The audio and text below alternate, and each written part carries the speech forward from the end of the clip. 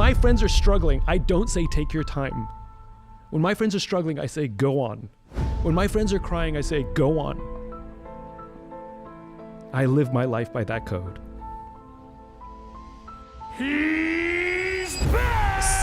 Sinek, leadership and communication expert, author, TED speaker. His unconventional views have made him one of the most sought-after speakers on the planet. There's no one quite like him.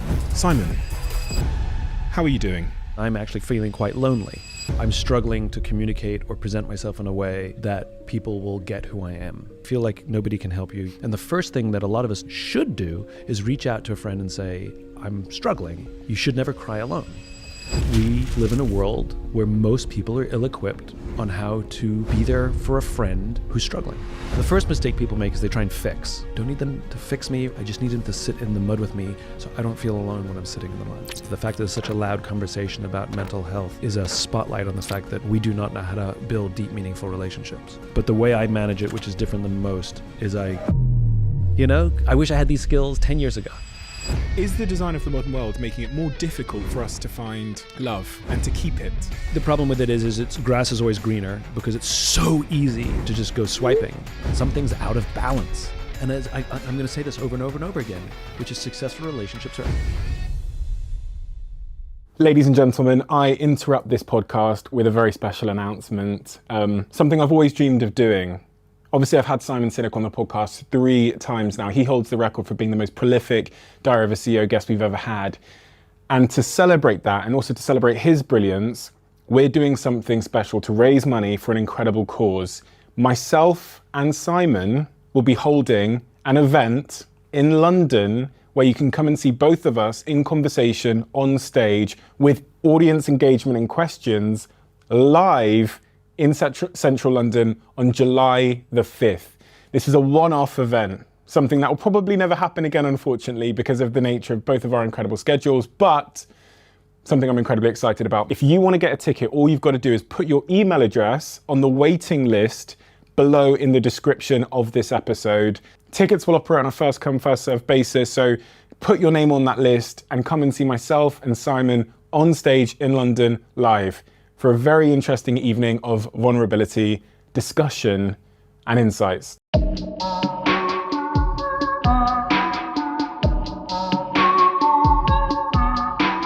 Simon, congratulations. You are the Diary of a CEO record holder. You've been invited back more than any other guest, and it's for a very, very good reason, which is that your episodes are always the most adored that we have on this podcast. They are the 2 episodes, the conversations we've had are both in the top 10 of all time on the show. And I always feel after our conversations end that they could have gone on longer. So here we are. Well, thanks for having me back. I enjoy coming. My first question for you today is, and this question's often asked quite flippantly, but I'd really like the real answer, which is, how are you doing? I think when somebody says fine, they're lying. And so my instinct is to say I'm fine. I am going through some ups and downs. I'm in a period of flux, which is fine. That genuinely is good. I like a little bit of chaos in my life. It's where creativity comes from. And if I look back at my career, I would take a job, I'd have a fast-moving career, it would get to a great point, it would plateau, and then I'd quit.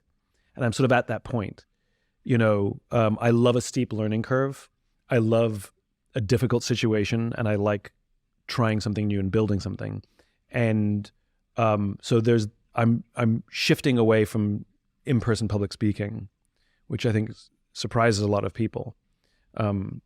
But recognize that I never considered myself a public speaker in the first place. It's just something I did to advance my cause. It was never my chosen career. So not doing it, as much as I enjoy it and I know is not that difficult. So what next is a little bit of an unknown. I have some ideas and I'm testing some things out, but I don't actually know where I'm going to go. Why are you shifting away from public speaking? Give me the context as to why this is a sort of a pivotal moment. There are multiple reasons. I consider myself a preacher.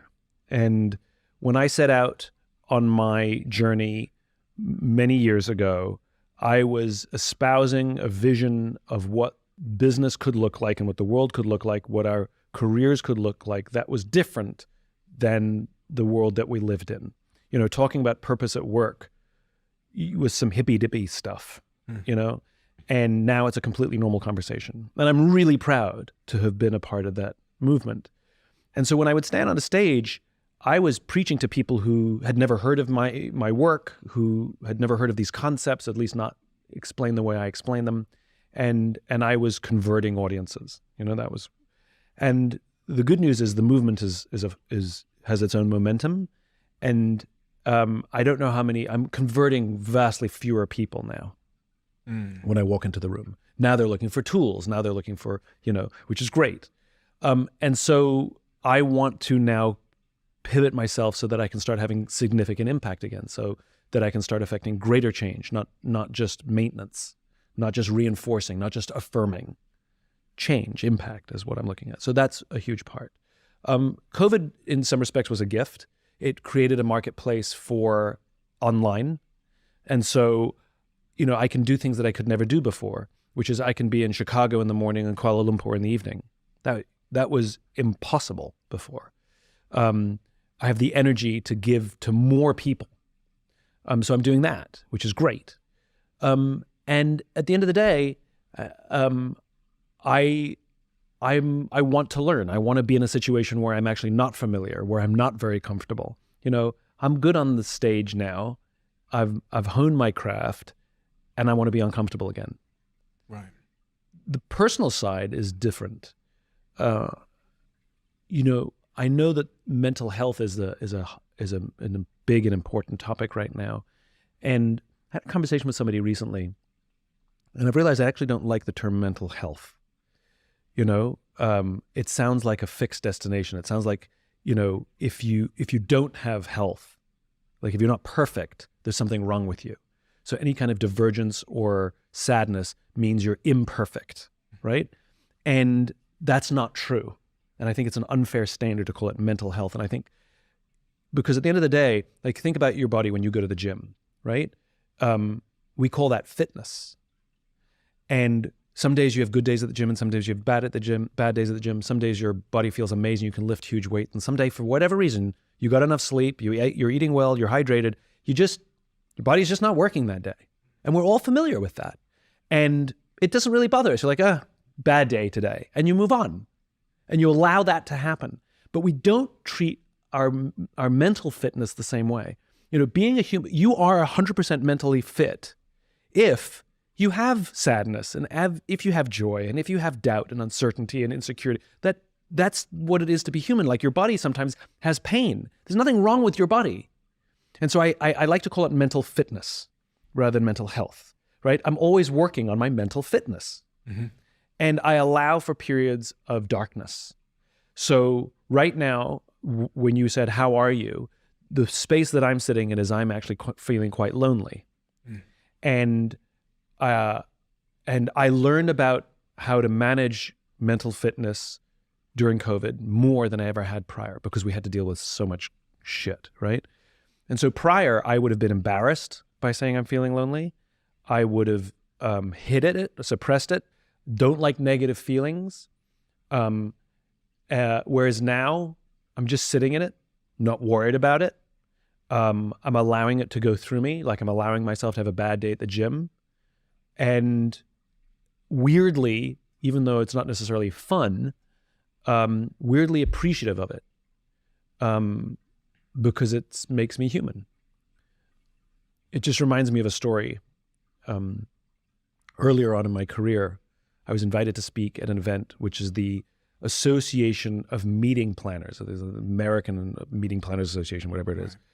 Literally everybody who hires speakers from every big company and association has their own association, and they come and have their own event. So to get invited to speak at this event is like, if you nail it, your career is set for the rest of your life. And if you blow it, your career is over, right? Because like literally everybody who hires all the speakers for all the big events is in this room. And I got invited. Huge honor, right? And this is back in the start with Y Days, and I'm good at start with why. Like I've done this thing probably thousands of times. I know my stuff. So I get up there, I'm doing start with why, and I lose my train of thought. It's okay. I'm a professional. I know how to deal with losing your train of thought. You go quiet, you relax, you get your thoughts back, and you pick up where you left off. It's happened before, no problem. So I do what I know how to do. I go quiet, and nothing comes in. And now the panic starts. Now the heart starts pounding. Now my life is flashing before my eyes. Now I'm recognizing, oh my God, my career is over, you know?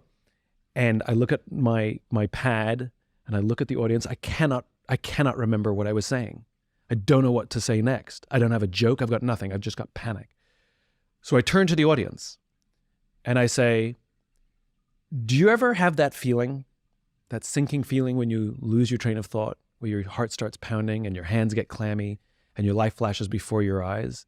I said, I'm having that right now. And I'll tell you, I am so grateful for that feeling right now because it makes me feel alive. And the audience exploded with applause. I said, right. Now, if somebody could please just tell me what I was saying so I could pick up where I left off. And somebody screamed something out and went, thank you. And I picked up and I finished. The point was, I could have suppressed the panic, but I was open about the way I was feeling. And what I learned was everybody was there to support me because I acknowledged that I'm human and it's relatable. And so that's how I feel right now. I'm more open about being in a darker space in the shadows right now because it makes me feel quite frankly normal. It makes me feel human. And it's part of mental fitness, you know? And if I didn't have off days or off weeks, then how would I know what to work on? You know, how would I know what good looks like? How would I know how to appreciate the happy days if I didn't have some days that were down? So I'm weirdly grateful for what I'm going through right now. It's a very long answer to your very simple question. No, it was absolutely perfect. Well, obviously, we always do long answers here, as you know, but the context is so incredibly important and the subject matter is even more important. I know this because I've done a few talks over the last couple of years or whatever. And when I talk about the subject matter of loneliness, what will happen afterwards is I will have a young man who will come up to me, you know, when people are asking questions afterwards, when you're taking pictures or whatever, and he'll get very, very close because he's scared of anybody hearing him on his right and his left. And I remember I have this visual in my head of it happening recently. And he'll whisper to me, a message of thanks for talking about my own loneliness in my life, but also asking for some kind of path through the jungle of loneliness, some kind of solution. And then when I look at the statistics around loneliness in the UK and in the US, it's absolutely incredible. I've often cited that Theresa May was the first prime minister in our country to appoint a loneliness czar for the country. I think the statistic which I've often quoted is that the medium American used to say they had 3 people they could turn to in a time of crisis, and now that answer is 0. And we're heading in that direction at a very sort of global, often Western world level. So I think the subject matter of loneliness is an incredibly important one. My first question on that topic then is, what is the symptom of loneliness? How does one know if they are lonely? And because it's so easy to confuse it with another feeling. Yeah. What's your sort of symptoms? So when I say I feel lonely, and I think when people say they feel lonely, I think what it is that, you know, we're social animals who want to feel included, but also feel like people see, hear, and understand us. And I think my symptoms of loneliness are feeling misunderstood, or like people don't get me, or worse, I'm struggling to communicate or present myself in a way that people will get who I am. You've heard me say this, you know, there's an entire section in the bookshop called self-help, and there's no section in the bookshop called help others. And what we're desperately needing more than anything is a help others industry. Like, we do not teach people how to help each other. We do podcasts and write books about how how you can find love, and how you can build your business, and how you can become a millionaire, and how you can find the job that you love. It's all about me. And there's not enough about how can you help somebody else find love? How can you help somebody else, find commercial success? Or we don't do that. We don't teach it. And those are the skills that are desperately needed for each of us to find mental fitness, because we can't do it alone. You know, when you find darkness, however you want to define your darkness, you know, you feel alone, you feel like nobody can help you, you feel like you have no agency, you feel like you have a lack of control. And the first thing that a lot of us should do is reach out to a friend and say, I'm struggling, or I need help, or I'm lonely, or I'm depressed, or I'm sad, whatever the feeling is. And that person, do your friends, do your colleagues, do your teachers have the skills to know how to hold space? So the first mistake people make is they try and fix. Don't try and fix. It's not a fixing thing, you know? It's like I had a bad day at the gym. Nothing to fix, nothing to fix. But then do you know how to listen? Do you know how to hold space? And I think one of the reasons more of us are struggling with mental fitness is because we ourselves lack the skills to help our friends who are struggling with mental fitness. And the more that we as a society are equipped to help each other, the more that there are other people there to help us. So, you know, and I have a rule with my friends. My rule is no crying alone. My close friends all know this, and we all obey it. Like, I'll get a call from somebody who's a significant person in the world that people know who they are, and they'll call me and say, do you have a minute? And I'll be like, yeah, what's up? They're like, I think I need to cry. I'm like, go. What's on your mind? And they'll tell me what's on their mind, and they will cry. And that's my rule. My rule with my friends is no crying alone. Because if you're at the point of absolute frustration, exhaustion, whatever it is that you can't hold it in, I'd rather you call me or one of us and you do it with somebody. You should never cry alone. And so I'm really good when I'm in a place like this of calling somebody and telling them, because I don't want to go through this alone. And some of my friends do have the skills where they can say, how do you feel? Oh, this is how I feel. That must be really frustrating. Yeah, it's really hard. Tell me more about that. Well, I'm sort of going through this and that. And they know how to hold space. That's all I need. I need somebody to sit in the mud with me. Don't need them to fix me or clean me off or give me a towel. I just need them to sit in the mud with me so I don't feel alone when I'm sitting in the mud. And I think it's our responsibility to be able to have that skill set to do it for our friends and the people we love or our colleagues. We don't teach listening. We don't teach difficult conversations. The fact that there's so much conversation about mental health right now is of course in part because we've just come through this crazy ass thing called COVID and lockdowns and exaggerated politics and, and divisions in our countries and et cetera, et cetera. Social media, sure, you can pile that on if you want. But I think really what it is, the fact that there's such a loud conversation about mental health is a spotlight on the fact that we do not know how to build deep, meaningful relationships. I think it is an indictment on our current state of affairs that not only do we not have the skills to be there for our friends, but the way we're reacting to it is by trying to seek resources to help me rather than teach me how to help my friends. I think we're going about it half-assed. I was really surprised when you gave the answer regarding when I said the symptoms that have indicated to you that you are feeling lonely. Mm-hmm. I think even in my head, I was expecting it to sound more like an absence of other humans around you. Mm-mm. And that's the whole distinction between being alone and being lonely. Mm-mm. Your answer was about how you feel like you're not understood. Mm-hmm. By who? Is this friends or is this the world or is it? I'm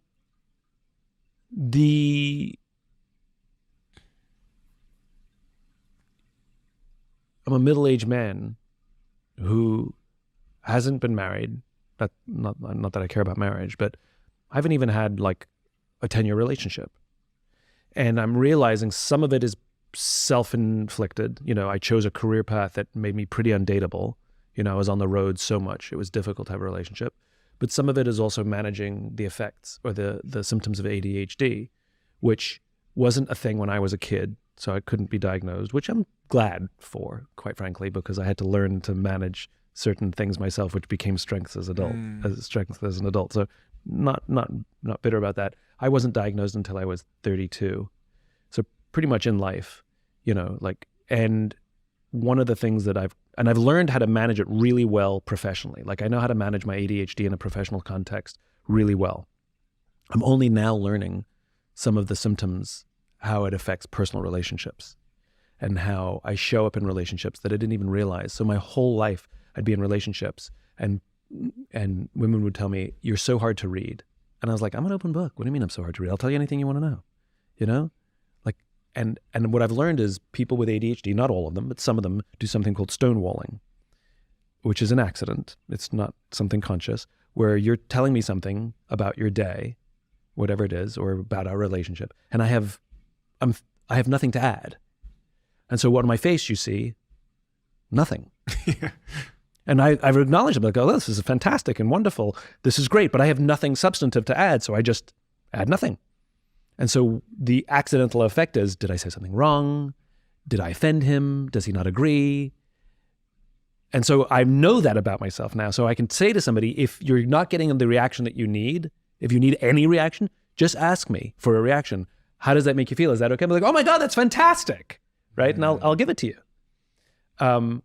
Or I'm really blunt and forward with questions. For example, I have a friend, she's an entrepreneur, she's a solopreneur, she offers services to people, and I think she's priced too low. And I was having this conversation with her, and I said, what do you charge?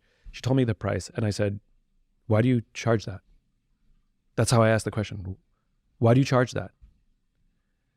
And she was telling me about this just about a week ago. It was really funny. And in my mind, that's a perfectly legitimate question. In her mind, it was such an aggressive affront. Like, what do you mean, why do I charge that? And I'm like, you're worth more. Why do you charge that? You know? I said, well, how should I have asked that question?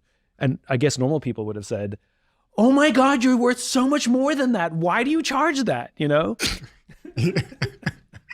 But I don't. I'm just like this. So I recognize that in a professional context, it's one thing. People can deal with questions like that, delivered like that in a meeting. But in a relationship, not so much. And so like sitting in this space, I'm like going through all of these mistakes or things that I've done over the course of years. And I'm a little annoyed by myself, you know? Now I know you don't want to live life in a rearview mirror, but I mean, I can still take account. And I'm annoyed, you know? I wish I had these skills 10 years ago, you know?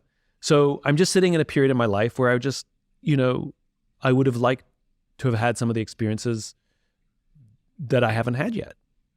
And, you know, my friends who are in fix-it mode, they're like, but think of it as an opportunity. Now you have these skills. And thank you, I know that. But allow me to mourn the past. That's my loneliness. I'm just mourning. I'm in a period of mourning. I have to say something. I can mourn loss, can't I? Like if I lose a friend or a loved one, you know, allow me to just like mourn and then I'll move forwards. Like I'm okay. I will move forwards, but allow me to mourn loss. And that's all I'm doing is just allow me to mourn the loss and I'll be fine. Just hold space for me. Come and sit in the mud with me. Ask me how I'm feeling. Ask me how I'm doing. Just let me vent. Just sit in the mud with me.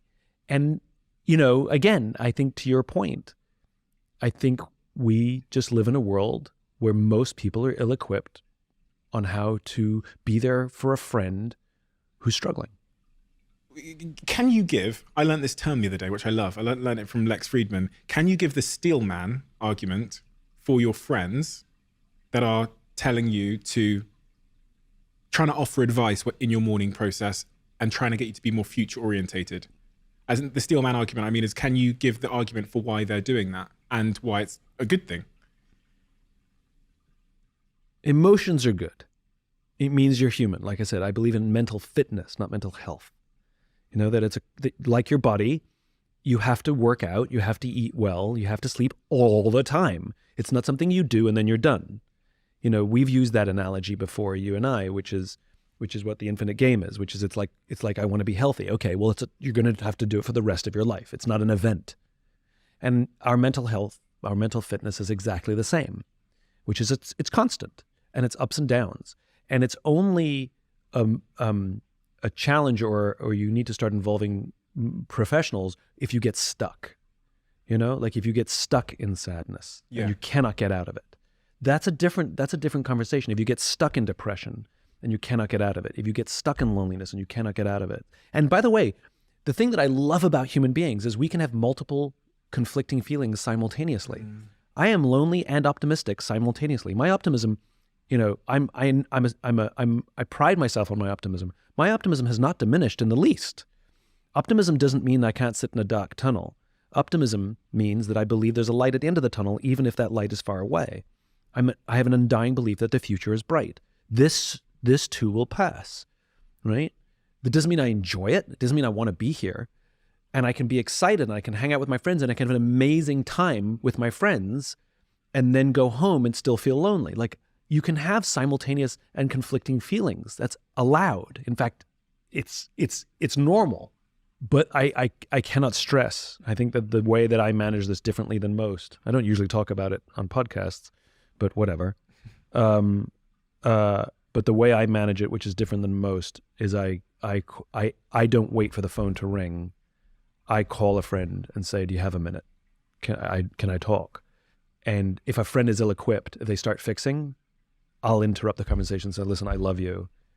This is not what I need right now. I love you. I'm going to get off the phone right now, okay? Because when they go into fix-it mode, it actually makes me feel worse sometimes. The friends that are some of the best equipped people are folks in the military. They know how to manage shit better than almost anybody I know. I've cried with more people in uniform than I've ever cried with people in suits. And the way that we talk to each other, like I have a friend who's a general.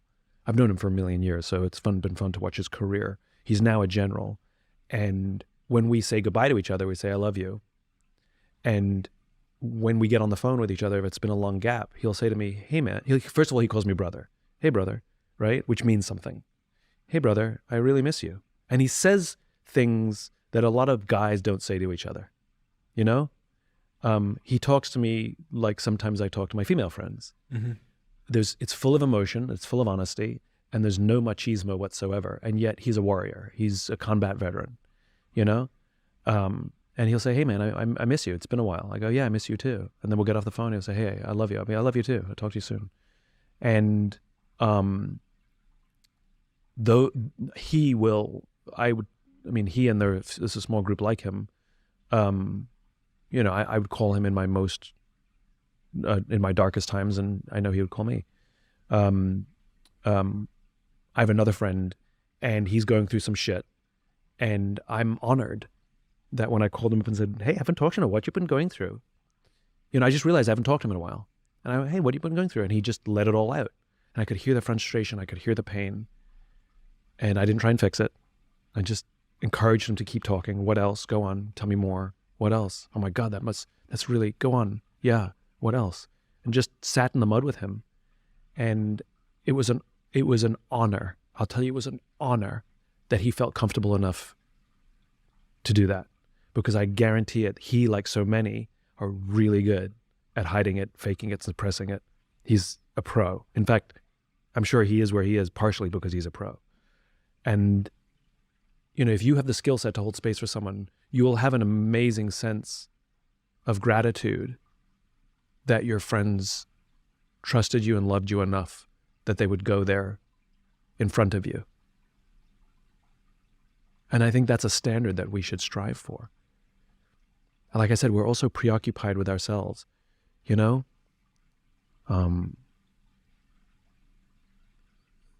There's no greater honor.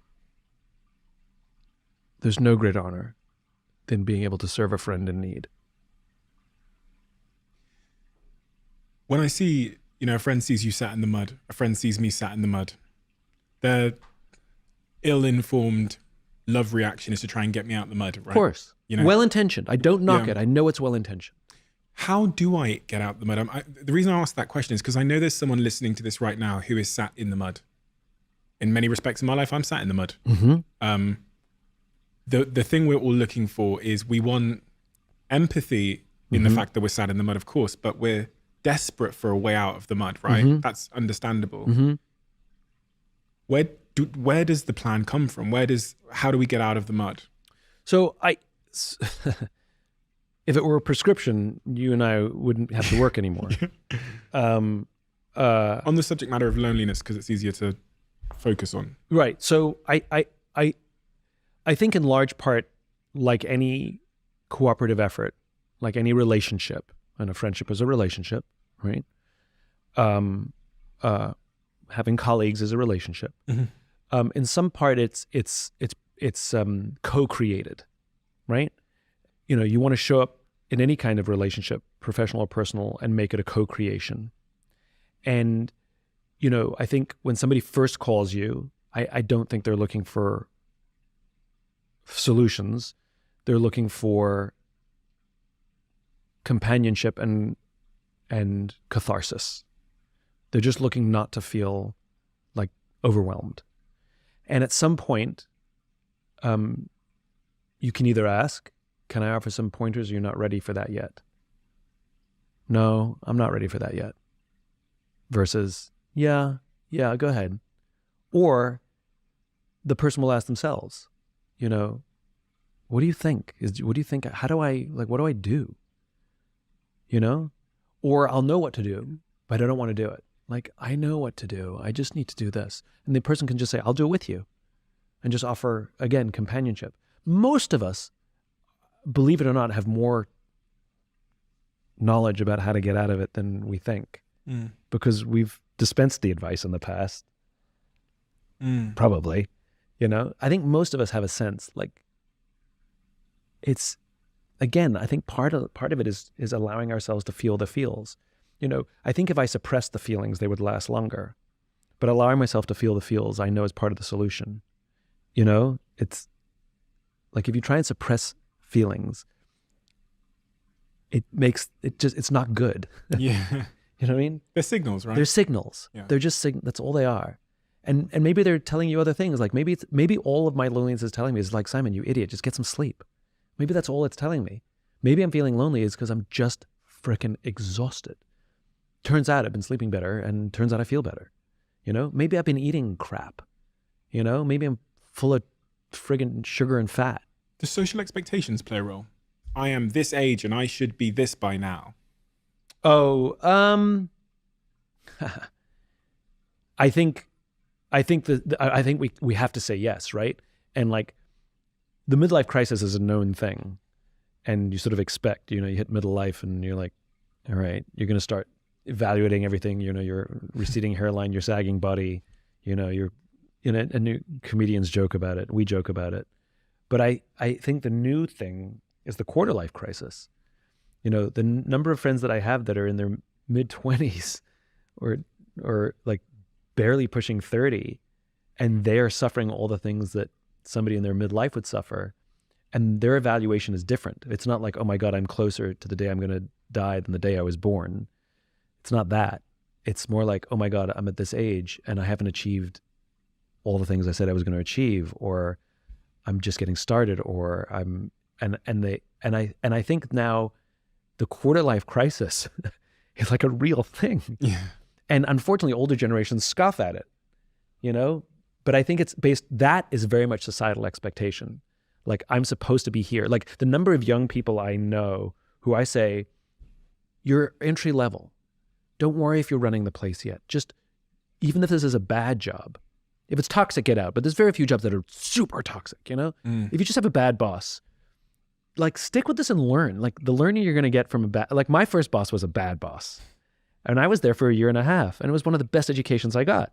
And by the way, the camaraderie that I built in my team, because we all shared the same bad boss, was amazing, right? So I learned teamwork. I learned having each other's back. I learned people taking care of each other. We learned how to manage and how not to do things. I didn't just abandon it because my boss was bad. My point is when I say stuff like that to young people, they immediately interpret that as the worst advice ever because I'm wasting time. Or take a gap year. I can't. I'm wasting time. Like, wasting time from what? Like, what race are you? Who are you comparing yourself to? What standard? Like, you know, I won't achieve the thing by what? Like, what imaginary scale are we working on here? You know? But there is this very clear imaginary scale by which young people are pegging their life against. And the only thing I can offer is my own experience. And I know it's the worst thing to do because, you know, when you're in it, you're in it. And nobody can think that far ahead. But and it's fun to think about, right? Because I remember when I was young in my career and things were just starting to move, there was this one guy I used to go to for advice who was very much more successful than me, really buttoned up, really sort of, operations oriented.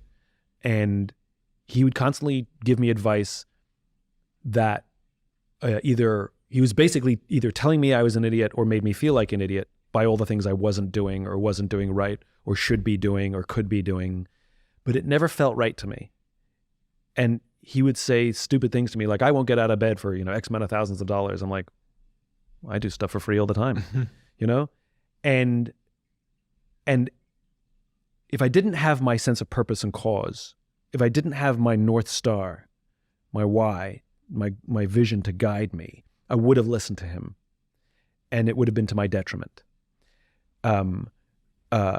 Because he was very finite-minded, and it was very sort of like, hit this target. And thank goodness I ignored all the advice. And flash forward, my career has completely eclipsed his. It just took longer.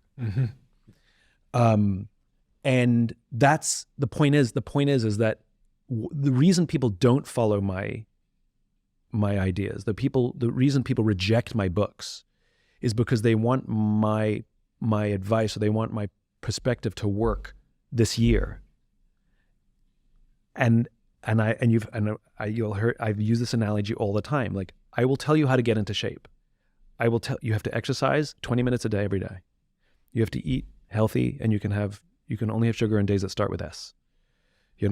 I like what Mark Hyman says, which is, treat sugar like a recreational drug, And if you do these things 100%, you will be in shape and you will be healthy. 100%. Nobody wants that book. Right? But the problem is you have to do it. And somebody will say to me, well, when will I be in shape? And the answer is, I don't know. 100% it works. I don't know when.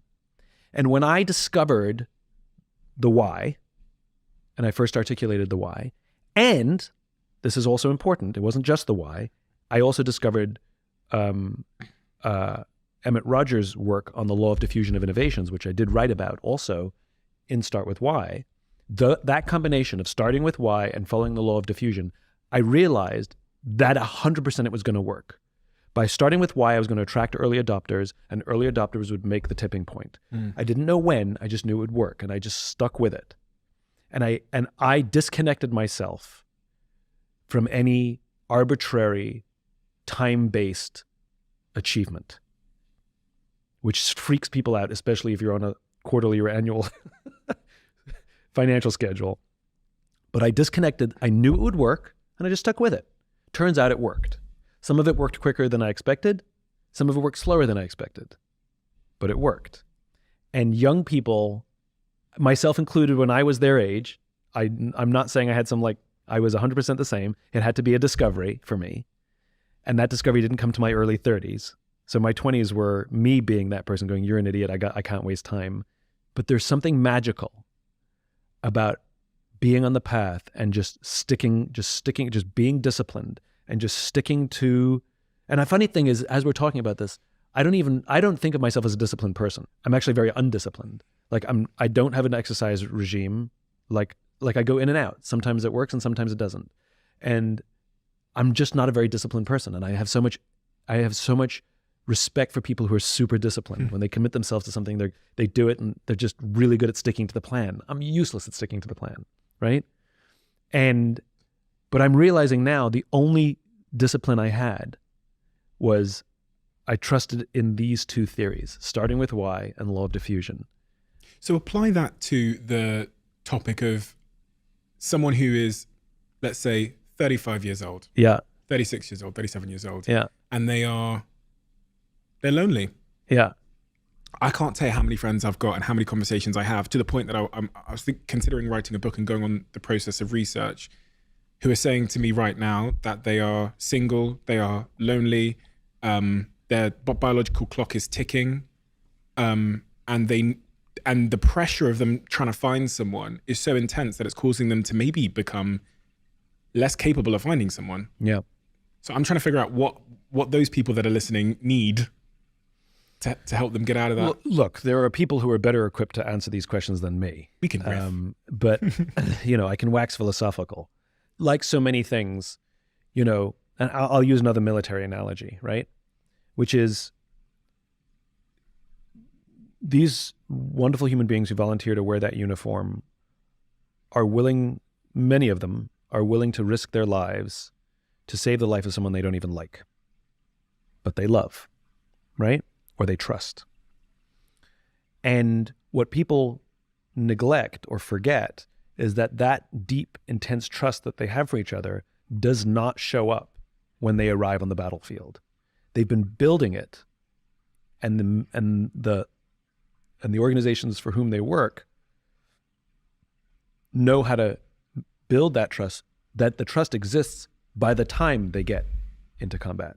And this is when I talk about command and control. You know, like I talk about asking people and getting feedback and all these things, but the reality is command and control also is a real thing. So, you know, if you're a Marine and you show up in combat, they talk about that as managing chaos. They refer to combat as managing chaos.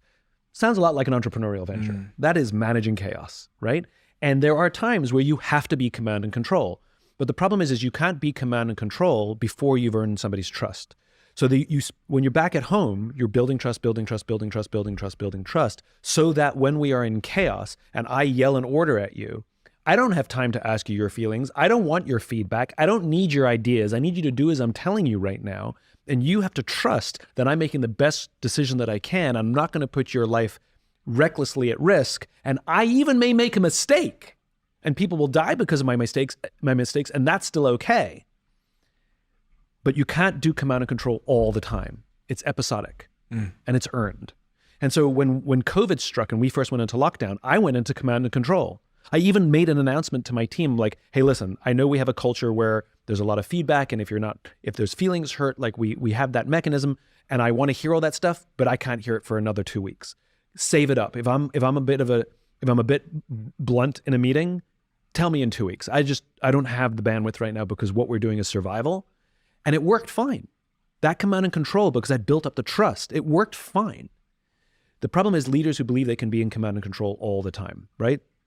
So the reason I'm telling you this is you're asking two different questions, one which is more difficult, which is we need to build these skills when we're healthy and in a good state of mind, so that when we're in the mud, we ourselves have some equipment and some tools, and our friends that we're going to call have some equipment and some tools, right? Mm-hmm. You're asking, with no equipment and no tools, and I'm sitting in mud, how do I get out? That is an entirely different conversation that I'm probably the least equipped to answer. There are professionals who are much better equipped to answer that. And what I'm saying is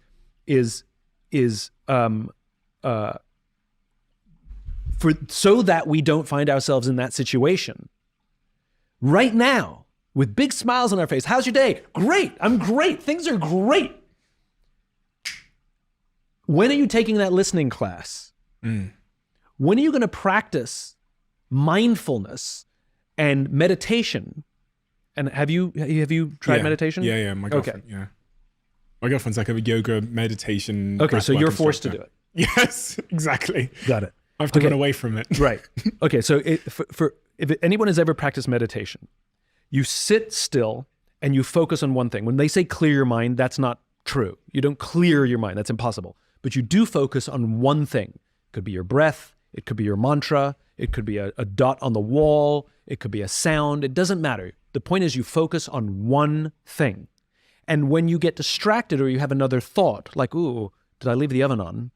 What you do is you label that a thought and you push it out of your mind and you say, I'll deal with that later. And you go back to focusing on the one thing. And there are tremendous benefits to the self of being present and calm and clear-headed by practicing meditation. But that is not the sole purpose of meditation, just so you can be present. In fact, I believe that you are not present until someone else says you are, right? So the reason you practice meditation is so that when you're sitting with a friend and they're telling you about their good day or their bad day, you are focused on one thing and one thing only, what they're telling you, as opposed to waiting for your turn to speak. And you may have thoughts, and you say, that's a thought, I'm going to label that and deal with that later. And you remain so focused. And there's a bang in the background, but your eyes don't leave your friend because you're so present. At the end of the conversation, they will say to you, thank you for listening. They will say, thank you for being present. They'll say, thank you, I feel heard. Congratulations, you were present. Congratulations, all that meditation was worth it now. The practice of meditation, though it has benefits to yourself, the reason to practice meditation is as a service to others.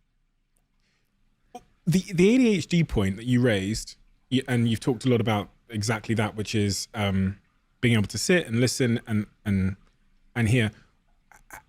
How did you, because it almost sounded like you self-diagnosed that as being playing a part in your historic relationship challenges. How do you know? Because you know what I mean? Because if you make that sort of self-diagnosis and then you build a plan around that, and it's the wrong self-diagnosis, you know, you end up in another unfortunate place. If that makes sense. So if I'd self-diagnosed myself based on that experience with my parents, I could have been aiming at the wrong target. So it's about this question's about self-awareness. How does one develop the self-awareness? Is it feedback? I think there's a difference between introspection and awareness with accountability versus victimization versus victimhood, right? By the sound of it, you didn't say, my parents did this to me. No. Right? Not useful. But that's victimization. It's the same thing. Right, yeah. I can't have a relationship because my parents fucked me. Yeah. Because they didn't give me an effective model and they didn't love me enough and they didn't hug me enough. And so the reason I can't have relationships is because of my parents. Disempowering. It's disempowering. It's also victimhood, right? Whereas, okay, well, the cards that I was dealt, I got a lot of good cards for some things. And in some places, maybe I got to work a little harder on this one. So the cards that I was dealt from family, I hold no grudge. I'm not angry at them. They didn't have the tools. It's okay. And I don't curse them for it. They didn't have the tools. But I'm going to have to learn the tools. You know, other people learn it from their parents. I'm going to have to learn it from other sources. And I could say the same thing about listening skills. You know, some parents are really good at holding space for their kids. And those kids will learn how to hold space with their friends because it was modeled by their parents. And some parents don't have the tools to hold space for their kids, or maybe they work in really, really horrible jobs, and so they come home and they're short-tempered, and so you know there's a chain of causation there, and the kids aren't learning those skills. They're going to have to learn it from somewhere else. That's why I say we have to teach it at work. We have to teach these skills at work or in universities, because we cannot take for granted that people are learning these skills at home or with their friends. What if I just smell though? Like, and I totally fucking miss the target and I just stink. I have really bad body odor, but I've thought, you know what it is I'm just too picky. So I'm trying to figure out how we become more self-aware as to what the real issue is. Now it sounded like you'd spoken to some of your exes or something. I have great relationships with many of my exes. And there's one ex I have in particular where we broke up, we got back together, we broke up properly.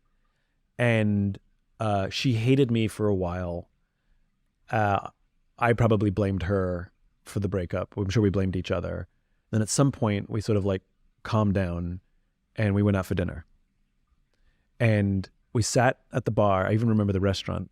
We sat at the bar and we literally dissected the relationship. And we didn't do it with accusation. What we did was we didn't sit down and say, you did this, you did this, you did this, which is how we were for the previous, 6 months in our minds. We sat down and said, oh my God, I'm so sorry. I did this, and I did this.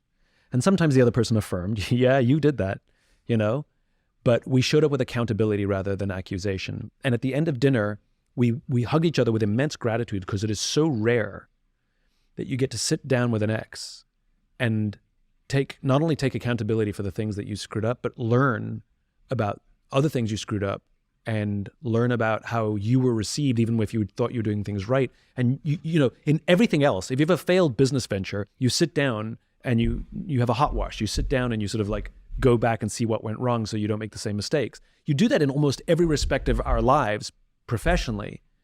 But very rarely do you ever get the opportunity personally, because usually the two people don't want to talk to each other anymore, right? But we sat down, and by the way, there was no expectation that a friendship was going to come out of this. We just sort of like, I don't know why we showed up, but we both did. And we would both admit that it was one of the greatest things we could ever have done. because we got to find out how we were in the relationship, which usually you never find out where you are. So to go back to your point, I think feedback is the thing. The only common factor in all our failed relationships is us. It's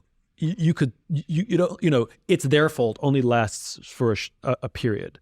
At some point, there's some accountability to be had. And if you don't know what it is, there's something to be said for picking up the phone and calling an ex. And I don't mean the one that just ended up like a week ago, but like give it some time, like calling an old ex and say, I know you're probably surprised to hear from me. And by the way, it's been a long time, I know. And the reason I'm calling is because I'm really taking myself on.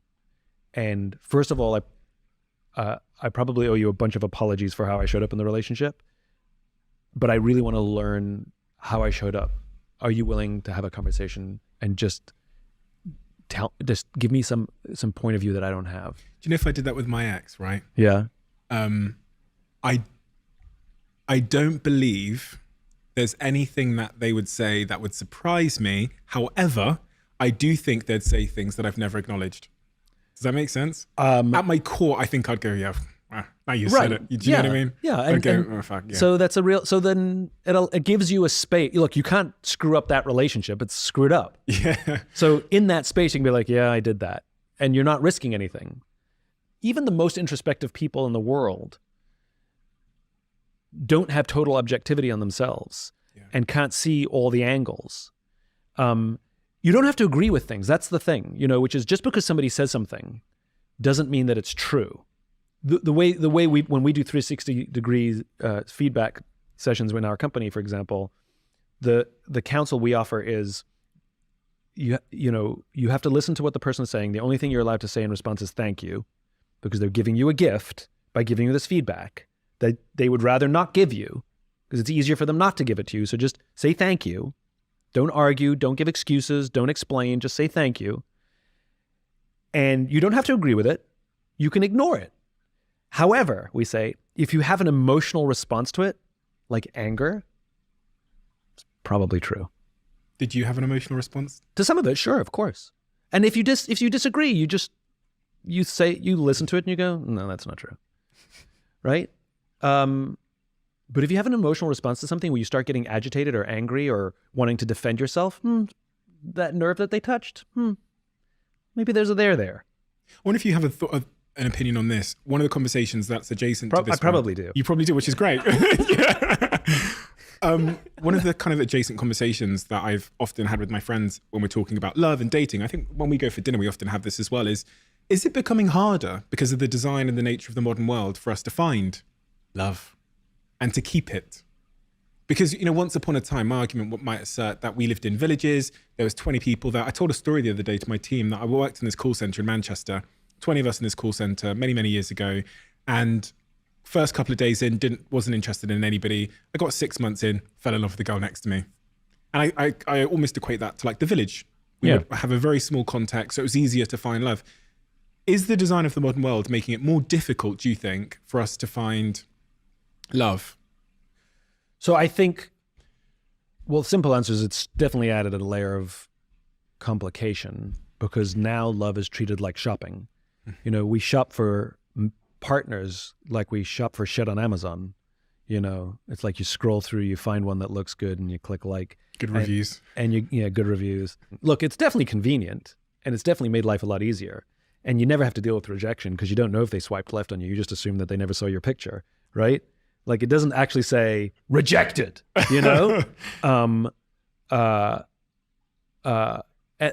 think the problem with it is it's grass is always greener because it's so easy, to just go swiping.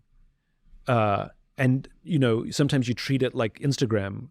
I've done this where I've sat in my bed late at night because instead of looking at social media, I'm looking at a dating app and I'm swiping right, like I'm clicking like on a post, and then it says you're connected. I'm like, damn it, because I don't actually want to like go through the effort of like connecting. I was just liking the post, Scott Galloway talks about this. I can't remember what the numbers are. But the point is there's a massive disparity of men that just don't ever connect. And there's nothing more dangerous in a modern society than a lonely man. Right? And if you look at terrorism and if you look at mass homicide and things like that, it's very often a lonely man, you know? And you add in sex and incels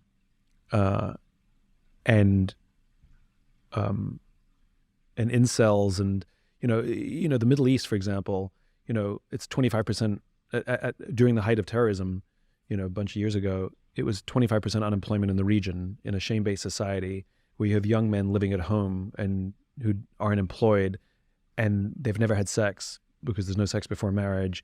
And how are you ever going to meet a girl when you live at home and you don't have a job? And then all of a sudden that stress comes out somewhere. And I think we don't talk about sex and sexuality as a part of our other behaviors. And I for some reason, because we think it's bad to connect, sex life with how people show up in the world. But you take somebody who's sexually frustrated, a sexually frustrated man in their mid to late 20s, and all of that pressure and insecurity and, now desperation, like it comes out in horrible ways. And the need to exert control comes out in horrible ways. Different conversation. Scott Galloway, I said, has some fantastic numbers on this. So I think, the dating apps aren't necessarily fair. That's one thing, It's not like everybody's going to find somebody. But I do think that there's something wrong with shopping for people. And the thing that I lament about dating apps that's really, and maybe this is just me, because hate first dates. Oh, God. The worst. But the reason, why do you hate them? Pre-dating apps, or let's not pre-dating apps, it's just when there's no dating app being used, the way that we traditionally would meet somebody is you meet them at a party, at a dinner party, you meet them at the pub, you bump into them at a museum, you make small talk, or you eye them up from across the room and there's some attraction, and then one of you musters up the courage to go up and start flirting and have a conversation. And at some point you say, can I get your number? I'd love to continue this. And they'll say yes or no. And the flirting and the initial attraction has already happened. And so the first date is actually the first date after the initial attraction and flirting. Now with dating apps, the flirting, the initial attraction, the attempt to court someone is all happening simultaneously on the first date. There's a lot of pressure for a first meeting where, when you meet somebody in IRL, it's like, it's happened. The initial attraction has already happened. There's no expectation that they're not going to look like their picture. They're going to look like exactly what they're going to look like when you met them. And it's dinner, so there could be 3 hours allocated. It could be expensive meal. Whatever it is. I think there's nothing quote unquote wrong with online dating. I just think we like everything. Like there's nothing wrong with online shopping. But there's the reason that bricks and mortar stores still exist and that Amazon is opening stores. It's because people like to go shopping. It's a hunter-gatherer thing. Like there's entertainment in it. It's more than the purchase. It's more than the transaction. It's the browsing we enjoy. It's in our DNA. And I think that there's nothing wrong with online, but I think that making an effort to do, in real life things should be included, should be balanced. It's like everything in the world, I'm a great believer in balance. I don't usually rail for or against something. I'm usually about talking about balances and imbalances. Even social media, so much has been said about, what I've said about social media and millennials, et cetera. I'm not against it. I'm talking about balance, and it's out of balance. Even corporate culture, I'm not against many of the modern things. I'm against the imbalance. Capitalism is unbalanced in its current form. So when we usually feel discomfort or anger or frustration, it's usually due to the imbalances. Isn't that where this conversation started? That feelings of loneliness, something's out of balance. And this is why I call it fitness rather than health, because fitness is the attempt to maintain equilibrium, to find balance. Sometimes it tips one way and sometimes it tips the other way. And you're constantly working to maintain balance. That's what all of this stuff is. Business is the same. You're an entrepreneur. It's feast or famine. Like it's never the right amount, and you're constantly working on balance. And I think that's the strongest argument for playing the long game, which is it's always teetering. That means you have to constantly be alert and constantly be working, because if it tips too far good, it's gonna tip the other way. Don't rest on your laurels. Make sure you have got money in the bank. Like stock markets just don't go straight up. It's not how it works, right? At the same time, when it goes the other way, it's like, don't worry, this too shall pass. This also won't last. Start working on some skills that you maybe haven't worked on. Start reaching out to people. Start apologizing. You know, if you've been so self-involved with yourself and now you're in a lonely place, sometimes being lonely, like, is calling up a friend and saying, I've been an asshole and I am sorry. And I'm in a really dark place right now. And I'm just looking back thinking, oh my God, I've been so self-involved that there's no one around me to be there for, and I am so, so sorry.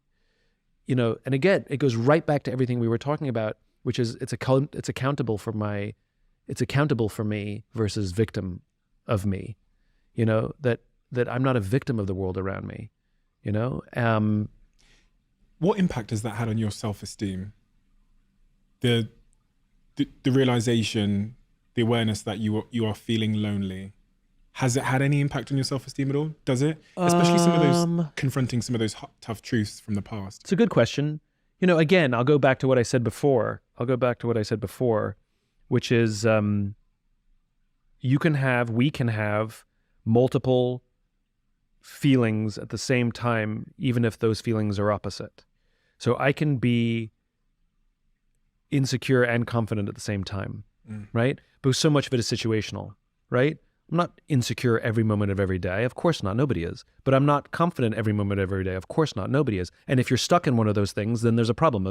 If you really are overly confident every moment of every day with no actual self-doubt in your mind, there's something wrong there. There's some neurodivergence going on there, right? We know this. We know that narcissists are actually filled with self-loathing. You know, for all their bluster and power, they hate themselves, right? We know this. And again, I think it's all situational. I think it's all, and so, and I've talked about this, which is I don't believe in, you and I have talked about this, which is I don't believe in strengths and weaknesses or right or wrong. I believe everything is contextual. So, you know, people do these evaluations. What are my strengths? What are my weaknesses? No. What are your characteristics and what are your attributes? And then once you know those things, you have to know in what contexts those characteristics or attributes are advantages, and in what contexts those attributes are disadvantages, and work very hard to put yourself in context where you're going to be working to your strengths. So if you have a natural capacity for maths, right, you're just really good. Like, people say out numbers and you just add them up in your head immediately. And you don't have to pull out your fingers, right? You're just good at it, right? Put yourself in a situation where that's an advantage. If you are maths like incapable, don't become an accountant, no matter how many people tell you it's a good thing to become an accountant, right? It's just not going to go well for you. So you can go down the list of our personal attributes. And I have attributes where, for example, I think out loud. Is that a strength or a weakness? Context dependent, right? Put me on a stage, ask me a question, let me wax philosophical, give me a podcast and a microphone, give me one question, and 4 hours later, you know, I'm still talking, you know, advantage, right? Sit me down on a team when I'm having a team meeting and somebody says something and I'm thinking out loud, I'm now dominating the meeting. Maybe I need to learn how to scale that back a little bit. In the Diary of a CEO, we have hundreds of questions that have been left by our guests, and we've put them on these cards. And on these cards, you have the question that's been left in the Diary of a CEO, the name of the person who wrote the question. And if you turn it over, there's a QR code. If you scan that code, you can see which guest answered the question and watch the video of them answering it. Every time I've done this podcast and every time we've asked the kind of questions we ask here, I feel a tremendous sense of affinity to the guest. And our aim with these cards is that you can create that sense of connection through vulnerability at home with the people you love the most. And I have some good news for you. As of today, you can add your name to the waiting list to be the first in line to get your own set of conversation cards at theconversationcards.com. That is theconversationcards.com. Over the last couple of, how long? Maybe 4 months, I've been changing my diet, shall I say. Many of you who've really been paying attention to this podcast will know why. I've sat here with some incredible health experts. And one of the things that's really come through for me, which has caused a big change in my life, is the need for us to have these superfoods, these green foods, these vegetables, and then a company I love so much, and a company I'm an investor in, and then a company that sponsored this podcast and that I'm on the board of, recently announced a new product which absolutely spoke to exactly where I was in my life, and that is Huel. And they announced Daily Greens. Daily Greens is a product that contains 91 superfoods, nutrients, and plant-based ingredients, which helps me meet that dietary requirement with the convenience that Huel always offers. Unfortunately, it's only currently available in the US, but I pray that it'll be with you guys in the UK too. So if you're in the US, check it out. It's an incredible product. I've been having it here in LA for the last couple of weeks, and it's a game changer.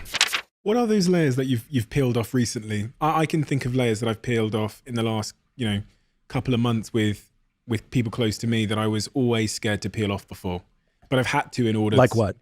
So with my girlfriend, I reflect and I go, I don't think I ever told her truly that I'd ever had like a bad day, or that I was like feeling bad about anything. Yeah. I think I'd always just had this wall up. I thought, because part of me stupidly thought that if I tell her when I'm having a bad day or I'm feeling anxious or whatever, then she'll start talking about it and it'll make me more anxious, and then I'll have to calm her down. So I just keep it to myself. And then in the last 3 to 6 months when I felt anxious, Yep. I slowly ran the experiment of what happens if I just tell her about a little bit of it. Yep. That experiment went well. So Yep. I told her about a little bit more. And to the point now where I've told her completely how I'm feeling, Yeah. even on my best and worst days. And I would never have done that before because it made me feel weak. Yep. It made me feel like I was like not the tough, masculine boyfriend that Yeah. she would be attracted to. Obviously, and I have to say this, surprisingly, it's caused deeper connection Of course. and deeper understanding, which is exactly what I needed. I needed understanding. And I also created a space where we could say, listen, when I'm feeling like this is how I'd love you to respond, which often is just like, Just listen. just sit in the mud with me. Yeah. Yeah, exactly. And don't necessarily say anything. Don't try, your point about fixing it. My girlfriend, she's so, through all of her love, and I'm the same with her, I'm just the same with everybody. I will always try and fix. Yeah. Men are worse than women when Yeah. it comes to fixing. I've been on the receiving end of that. I dated somebody who, if I asked her, how are you? Great, was the only answer she ever gave me. That's all I've ever said to people. And it actually made it very difficult for me to get close to her because I knew that she was having bad days. I could tell when she was frustrated, and so when somebody puts on that brave face and always wants to be great for their partner, it's the most selfish thing you can do because you're denying them that awesome joy of being able to be there for you. Remember, as social animals, we want to take care of the people we love. And how dare you deny them the unbelievable honor of getting to sit in the mud with you? It is a joy that human beings get to experience. And one of the things, if you can, by the way, the biology proves it, that one of the things that releases oxytocin, which is that feeling of love and connection and trust, is shared struggle. Shared struggle releases oxytocin, which is why when families go through tragedy, they get closer, which is why when societies go through hurricanes, there's intense, politics get put aside and we support each other, right? And it's the same in a relationship, which is if you allow someone to sit and struggle with you, it actually deepens the relationship biologically. But what we're talking about is risk. What we're talking about is being vulnerable, making, and it requires more courage, as you've learned. It actually requires more strength to say I'm anxious today than it does to lie and say everything's great. That's the irony. Superficially, it's stronger, but in reality, it's cowardice. And by the way, that doesn't make it easy. The words are easy, and I've definitely been there, and you've been there. But I think that if we like someone, and I always say leadership is about going first. That's why we call you leader, right? Doesn't mean you have the answers. It doesn't mean you're right. It just means you stepped first into the unknown, that we took the risk to go first. And so in a relationship, one of you can take the lead. One of you can go first to set the example of what it looks like and feels like to say, I'm having a bad day today, and I don't need you to fix it. I know what I'm going through, I want to tell you all of this stuff because I want you to be there with me, and I want to be there with you because I don't want to feel this way alone. And that key second step, which I learned literally in the car this weekend with my partner, was you then need to work with them to educate them on, and vice versa, on how you would like to be held. Correct. In that moment, Correct. which is actually a really difficult thing. Correct. Because, for example, I'll give you an example with me and my partner. When I'm going through those moments, I go really quiet. Yep. I shut down. I'm glued to my phone.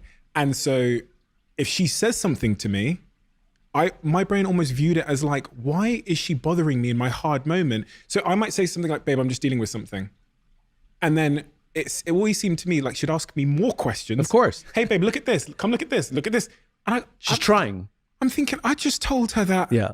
I'm dealing with something. She's making it worse. She's trying to give me more stuff to deal with. Yeah. So I had this conversation with her. I said to her, let's just create a safe space here. This is how I feel. I feel like when I'm going through something and I'm dealing with something and I shut down and look at my phone, the amount of irrelevant questions you ask me then increase considerably. And then she gave me her perspective on that situation. Then we kind of formed a deal about in those moments, the first thing I'm doing wrong is I'm going, babe, I'm dealing with something. Right. And I'm saying with a certain tone Right. and a lack of love and empathy, Yeah. that's immediately making her feel abandoned and rejected. Of course. So I'm going, babe, I'm dealing with something. So she said to me, if you say it in this way, if you say, babe, I love you, but could I just have 5 minutes because something's up and I just need to work through this, her reaction would have been totally different. Of course. And having that second stage of like, let's find a solution together and understand each other was so difficult. But going back to my question. Well, it goes back to what we said before, which is business partnerships, personal relationships, friendships are acts of co-creation. Yeah. And so I have definitely been guilty of checklisting people, professionally and personally. Oh, they have this, they don't have this. I guess I could do without that one, you know? And the problem with a checklist is people can feel it, you know? And I keep complaining. I said I have a bad picker. It's because I would show up with my checklist early in my 20s, and you know, if they were strong, which is the kind of person I want to date, they would be like, this idiot has his checklist. I can't meet everything on his checklist. He's not for me, right? And so what I ended up was attracting was people who would mold and bend to fit my checklist, and then I'm like, but then I don't even know who you are. Bad picker, my fault, right? Take full accountability. But the point is like, I go to pain saying I may have preferences. I have a couple of deal breakers. You know, I think everybody should know their deal breakers. But the amazing thing is I actually have fewer deal breakers than I thought I did. What are your deal breakers? Not talking about You them. set that up, No. Simon. No, that's that's for me. Fair enough. That's for me. This is not a dating app. I can tell you my deal breakers. Great. I'd love to hear them. So, I mean, look, there's some obvious ones, right? Some of my deal breakers, you know, I want somebody who's taking themselves on. Mm-hmm. They're in constant growth and constant improvement, right? Somebody who thinks they've got it all figured out, this is not going to work out, you know? Obviously, you know, integrity, somebody who lives a life of service really matters to me. Like when somebody, like all they're driven by is money, cash, fame, fortune, success, you know, like anybody who posts a picture of themselves on a private jet on a dating app is an immediate no, you know? It's like, ugh, right? Like, of course, those are some basics because those are my values. I'm service oriented, and I need to date somebody who's passionate about something.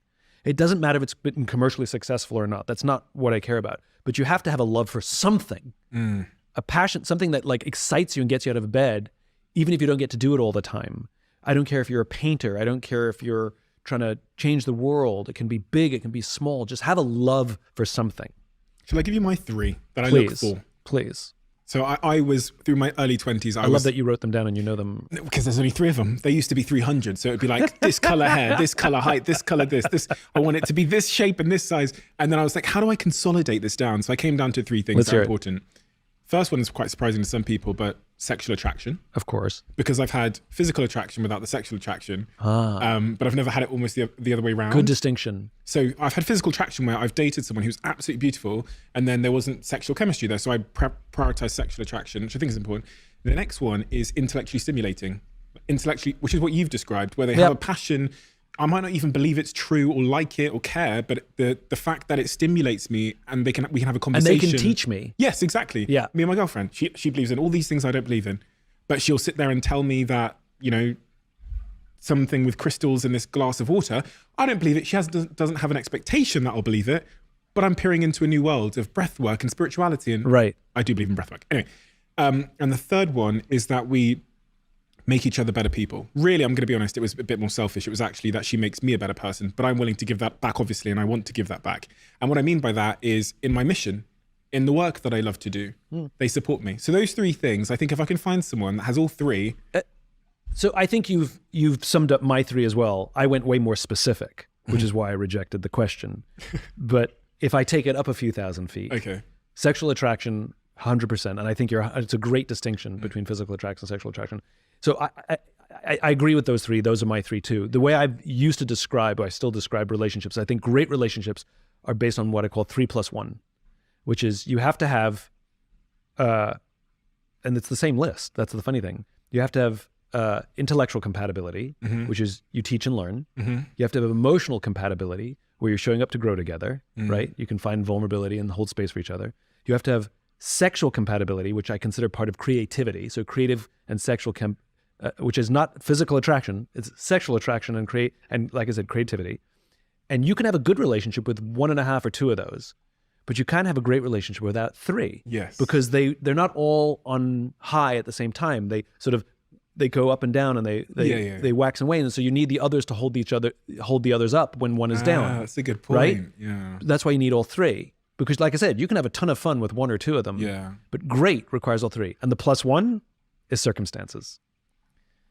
Like timing, location. Like I've so met true. people who are 3s and they're married and they're kids and they're happily married. And we look at each other and go, at a different time, it might have worked, but definitely not now. And we just smile and we go on. Or I've met somebody who lives on the other side of the world and I'm not moving, they're not moving, and you shrug and you go, if circumstances were different. And you know, it's like, and you just, it's not a sad thing. It's just it's a smile. You know, it's like and by the way, I've dated 1.5s and 2s and they're amazing people, but they're those 3 things. It's so true. The reason I know that It's so funny that my 3+1 is your 3. Yeah. It's exactly the same list. Well, I've dated. The only reason I have those 3 is because I've dated someone who had 2. Right. And I've had 2. So You've had all the permutations of 2. but there's always been one missing. Yeah. And so I remember thinking, in the woman that I thought I was going to marry, that was missing this one thing. If she just had that one thing, then I genuinely believed I would have been happy. And I'm thinking about this particular person from many years ago. She's married. She's got a kid now and everything. I think I lost out there, but I'm very, very more happy myself. But she just missed one of those things. And then I can think of my previous relationship, like, oh, if they just had that one thing.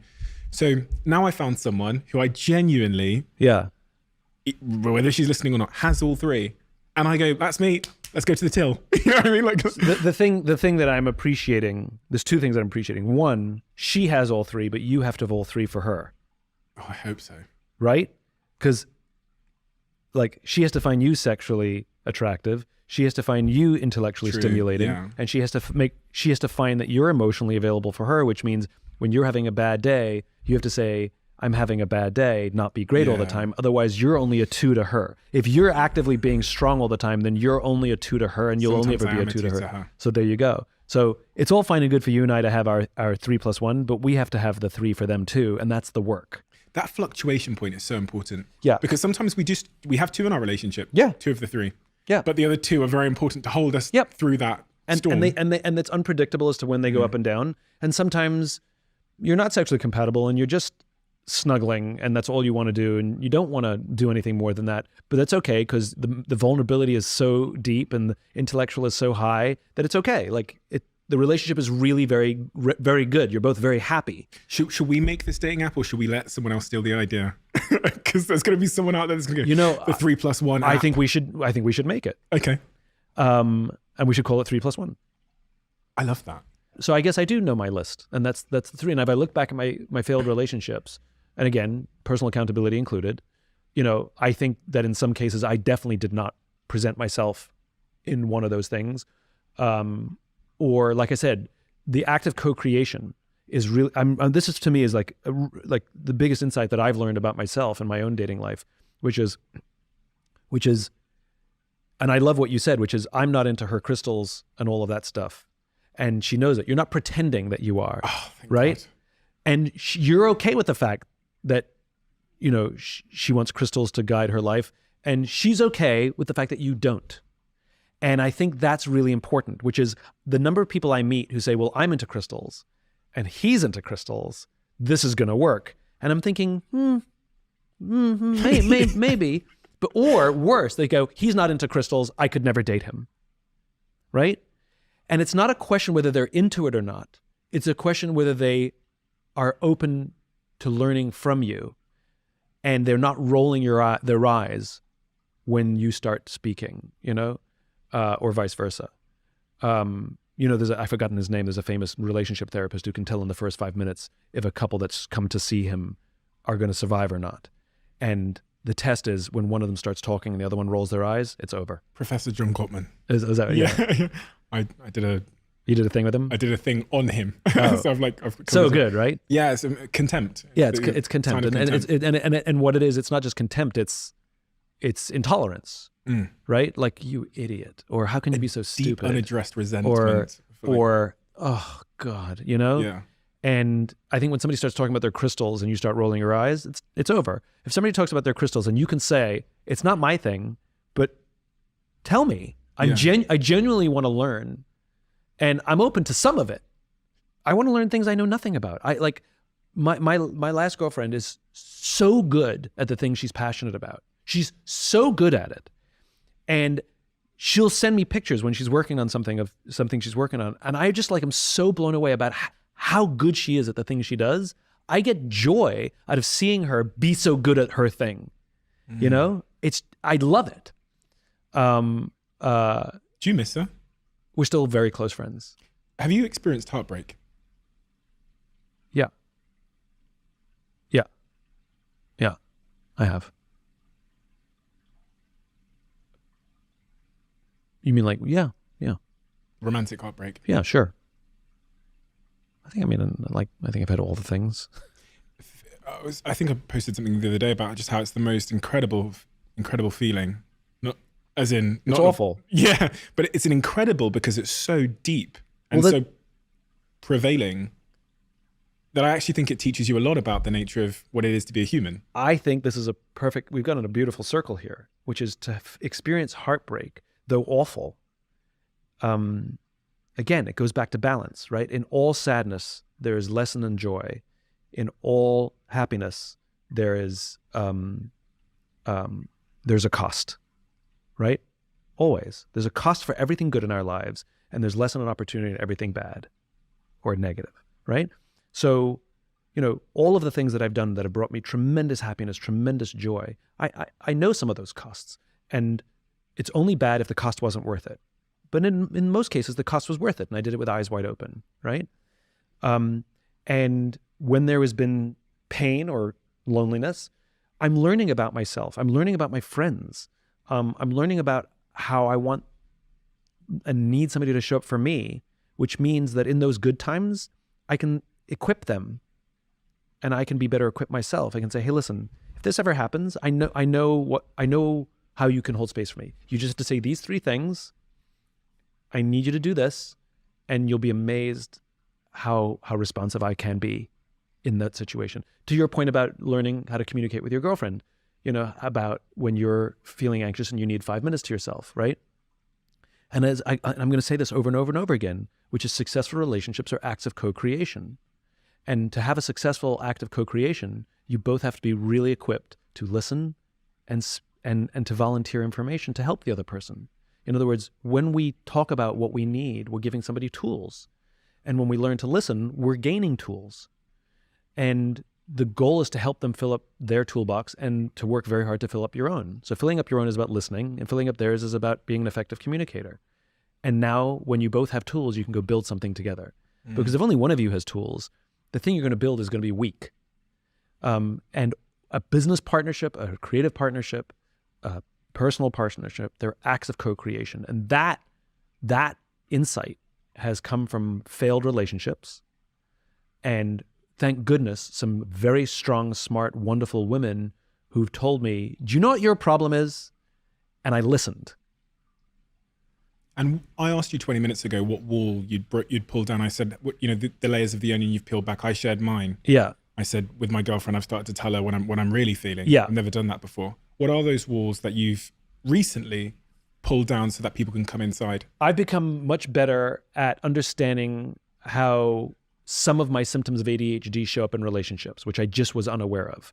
And so instead of taking total accountability, which I do, I take accountability for showing up, I'm now able to explain them so somebody can look for them and point them out when they're happening so I can take accountability. Because some of it's about a Khi say anh thường hãy nhắc về em, mong khỏa lấp những u tối, khoảnh khắc về đêm nghe lại bài ca ngày xưa cũ. Ta hát về nhau nhớ những giấc mơ ta từng ước, to tát về sau và đó là khi mà anh dần lụy là không làm chủ chính mình. Thấy không gian trở nên tồi tệ, mọi thứ bao phủ chính mình. Em đâu còn như điều anh mơ, anh cũng tự nhủ chính mình. Nhưng mà thôi em, nào ai giỏi mà đủ tính tình, chẳng thể vươn tới được cảnh cao dù anh có nhã ý trèo. Trong cơn say mọi thứ cuồng quay, anh trở thành gã chí phèo. Yêu chân thành là không thay lòng dù em có như thị nở. Ý anh là em như cô tấm, nhìn em như thị nở. Đêm vắng nàng ngón tay xám vàng vì đốt cả bao thuốc lá. Căn phòng chung ký xưa nồng ấm, bây giờ sao bút giá. Một thói xấu mà anh đã quen khi em không ở bên lâu. Anh thường ngồi trong một góc tối nhậu suốt cả đêm thâu. Em mang con tim anh đi đâu, khiến anh mù quáng vẫn cố sáng mỗi khi đau. Em mang con tim anh đi đâu, điều gì choáng váng để xứng đáng ướt mi nhau. Em mang con tim anh đi đâu, khiến anh mù.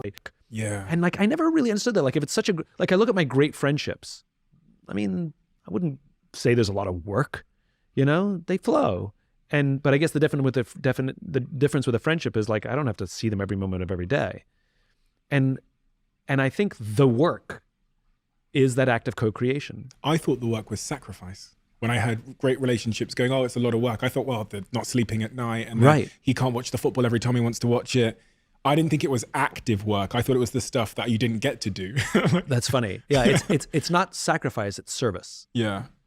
And again, you know, it's really funny, you know, my experience with the military versus private sector. So if I do anything pro bono in private sector, and this is since the dawn of time, right?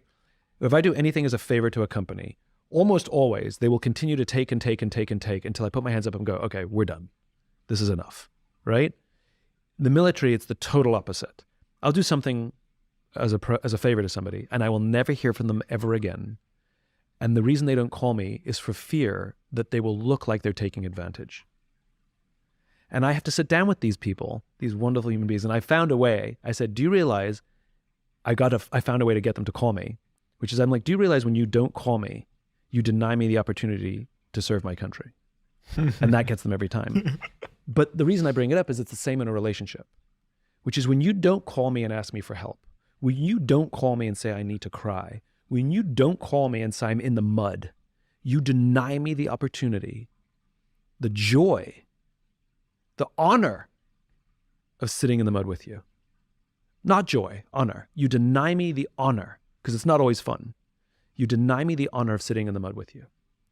And I remember telling one of my close friends, I said, we were riding bikes somewhere, and I just out of the blue, I don't know why it hit me, I turned to him and I said, you know, you're one of those friends that if I was really in the shit, I would call you. And his reaction is he didn't say thank you. He said, I'd be mad if you didn't. And I've done that to friends. I've done that to friends. A friend of mine who is struggling, I said, when we got off the phone, I said, hey, listen, I know you're in a bad place, so don't be an asshole and deny me the joy or deny me the opportunity to sit in the space with you moving forwards, okay? Like if you need to call me in the middle of the night, you call me. Don't deny me the opportunity to be there with you. If you've previously handled the moment when they did call you by trying to be a fixer or anything, they're just not going to do it regardless of what you say. Mm-hmm. So do you know what I'm saying? Correct. And the reason why I know this is because I said this to one of my friends recently who had opened up to me. He was back in London, and I remember going to say to him, "Oh man, please tell me next time that this happens. You know, you always seem to tell me when it's." And then I reflected and went, "Do you know why? You're a fixer. I'm a fixer." And so he doesn't want to fucking call me. Exactly. Because he doesn't like the way that I exactly. I hold space for him. I'm trying to correct everything. Correct. So even if I'd gone, you fucking better call me next time. Yeah. He would have in his head go. But what you can say now is, I realize in the past, I was ill-equipped. I didn't have the tools on how to hold space for you. Yeah. And I realize in the past when you've called me, I've tried to fix everything, which is hardly an incentive for you to call me again. And I want you to know I've been working really, really, really hard on that skill set. So give me another chance. If you're ever in the shit, I am better equipped. I won't be perfect. It's a work in progress.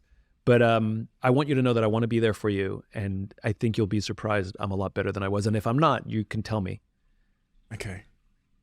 Because I would want somebody to tell me if they're in the shit and I start going to fixing mode, they go, Simon, you're trying to fix me. I go, sorry. And I can back off immediately because I know what's happening. Because you can correct, this is the great thing about human beings, is we're like, it's kind of like the difference between public speaking and writing a book, right? Public speaking is really forgiving. I can have screwed up grammar. I can misspeak, and people are tracking. I can bounce from subject to subject and people are fine. If I do that in a book, it's unreadable. Right? And so it's the same. Having a conversation with someone, like, it's a very forgiving process. Like when you're trying to fix something and then you're doing and that's not what they need and they go, stop trying to fix it. You're like, sorry.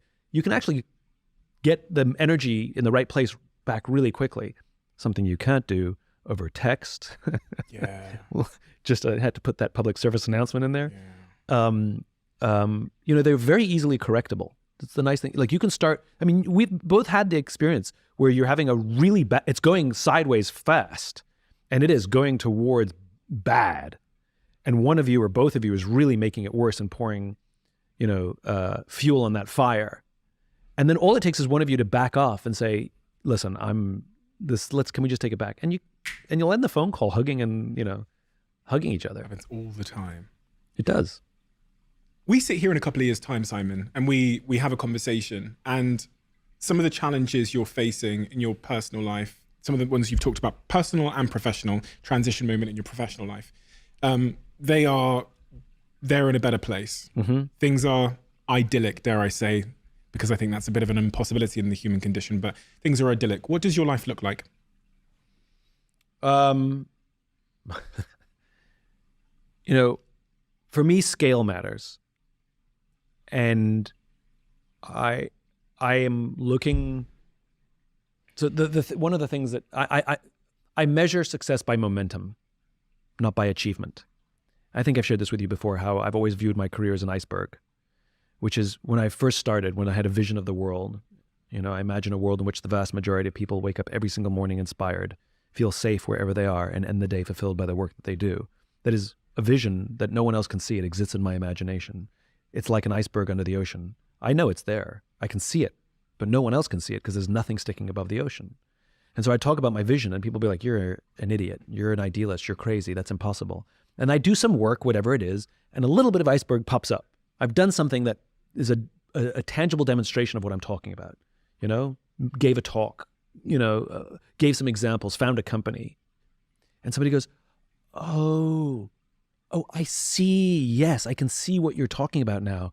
And they start working with me. And now those are the early adopters. And I keep doing work and the more and more of the iceberg starts to stick up above the ocean. And no matter what point of my career I've been in, no matter how much success I've had, however you want to define it, when somebody says to me, oh my God, it's amazing what you've achieved, my answer is always the same, tip of the iceberg. Because though there may be more icebergs sticking above the ocean now than there used to be, all I can see is what remains to be done beneath the ocean. And that is vast. And so I'm never really satisfied with what I've achieved. I'm trying to find ways to get more of the iceberg out of the ocean, right? And so the question is what I've been doing up until now will have some effect to get more iceberg up, but not as much as I need. So if you ask me sort of like, what does my life look like in the future, I always think in terms of momentum. And the thing that drives me is all of the founders of the women's suffrage movement in the United States all died of natural causes before the first women ever voted. In other words, I have to put in place as many systems and elements as I can so that when my time comes, I will die confident that others will continue the work that I've been working on my whole life without me, just as I have continued the work of those who came before me. Why does that work matter to you? I believe we all have a responsibility to leave this world in better shape than we found it. The accomplishment of that work, how would it make you feel? How does it make you feel on an ongoing basis? I'm proud of the momentum that I'm contributing to. And momentum is more important to me than any specific thing that I may or may not have accomplished. Because I think... Why not just go get a yacht and go to a beach and just like live it up? I mean, I would probably enjoy it for a few weeks and then I'd get bored. It's probably some sort of neurodivergence. I like difficult and uncomfortable, and overwhelmingly huge problems are my favorite kind. Undoing everything Jack Welch did and getting capitalism rebalanced. I mean, I can't do that alone for sure. I'm not the only person who has that vision. I'm doing my part, and it is so vast with so many moving parts. It is so complicated that the easier thing would be to give up and just go live on a yacht. It gives you a sense of meaning. Oh, right? Don't get me wrong. There are days that abandoning it and just like is very appealing. But it gives you a sense of meaning, right? Yeah, It gives you a sense of like life becomes worthwhile when there's something scary. Yeah, I want to know. I want to know that I lived a life worth living, and by the way, for different people, that is defined differently. For some, living a life worth living means looking at a child that you've raised and saying that kid will be okay without me. In other words, they will continue the work that I've done without me. It's all the same mentality. And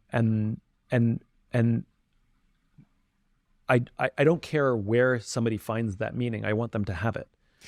The reason I ask this is because I'm always trying to separate like the virtue from reality. And when I speak to young kids, they all want to change the world. And I'm always compelled by like, why? And even with this podcast, if someone asks me, Steve, why did you do the podcast? Of course I can say, I want to help people with this information and whatever else. And I'm always like trying to make sure that I'm fully in tune with the exact why, the most innate human reason why I'm doing this. Like, why am I doing this? Am I doing it because lots of people watch and that's great for my ego and my self-esteem or whatever? Because loads of people are clapping? I'm doing it because I see these messages and people come up to me and say it's really helped them. To be honest, it's probably all of these things. If I'm being like truly honest with myself, it's probably all of these things. Well, they're metrics, they're indicators, right? Yeah. Like you and I, one of our metrics, it's a hard one to track, is there is tremendous, I don't know what word to use. I think there is gratitude when somebody comes up to us on the street and says, thank you so much. I read your book, listened to your podcast, whatever it is, and it changed my life, right? And this is a total stranger who just by chance that we happen to walk past them in that moment. So we can safely assume that there are other people that we haven't walked past. But through, and not only did they see us, they mustered the courage to go up and talk to us, and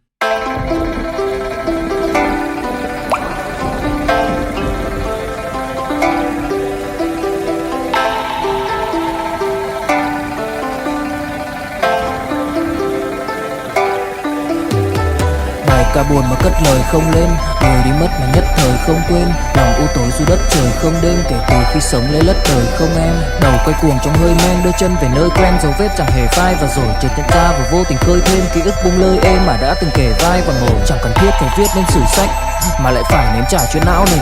Chẳng thể biết thời tiết đẹp như tranh, thực ra là đằng xa có một cơn bão về.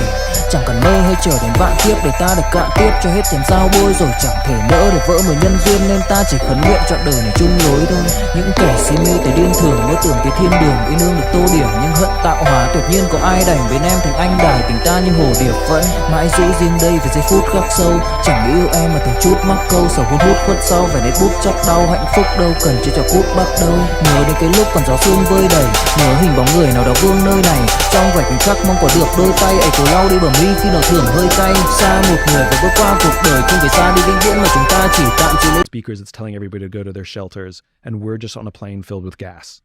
And weirdly, I was calm because everybody else was calm, and we never bothered putting on our vests or our helmets because what's that going to do? And we just sort of hung out, and I was weirdly relaxed. And for anybody who's ever been in a war zone, they'll know this. You have all the feelings you're supposed to have. You don't necessarily have them at the right times. My panic came later. We finally were given the all clear. We went to our quarters. The next day I had the most amazing, after about 3 hours of sleep, that's all we got, had the most amazing experience. I got to experience an airdrop mission where we flew a C-17 at 2,000 feet. I watched the back of the door open and whoosh, flew out the back, fuel, ammunition, and water supplied a forward operating base, about an hour and a half, 2 hours from Bagram, and then we flew back. Most amazing experience, right? Now, the goal was to leave the country. I was just there to experience an airdrop, meet some people. I had no particular responsibility other than to witness. And now the goal was to leave the country. Great. There's nothing regularly scheduled. And so we found another plane that was going back to Bagram. We asked the pilot, can we join your flight? He said yes. We waited for many hours because there's a lot of waiting. And we finally got on the plane. We're literally 5 minutes from leaving. We're all strapped into the back of this KC-46 again. And it's a outbound aeromedical. So we're taking out wounded servicemen and women. And 5 minutes before we leave, the pilot comes up to us and says, I need to bump you off this flight because I need some extra room for stretchers. And we went, sounds good. If there's ever a good reason to get bumped off a flight, this is it. So we took our stuff off and we thought, okay, let's go find another flight. And that's when we learned that there are no other flights leaving until Tuesday and it's only Saturday. And now all of a sudden, every fiber of my body sank. All of a sudden I realized I'm stuck in this country and there's no guarantee I'm going to get on a flight on Tuesday. I don't have any way to contact my parents. I'm just going to be completely out of touch after the date that they think I'm coming home. And even if I did call them, what am I going to say? I'm not going to be home. I'm in Afghanistan, like in the middle of a war, I remember I had a tremendous self-awareness of how I felt and who I was becoming. And there was a public affairs officer who said, I can get you to Kyrgyzstan, but you don't have the right visa. And I literally put my finger in his face. I don't do that. I've never held my finger in someone's face in my life. And I put my finger in his face and said, you get me on that plane. Like, I don't talk to people that way.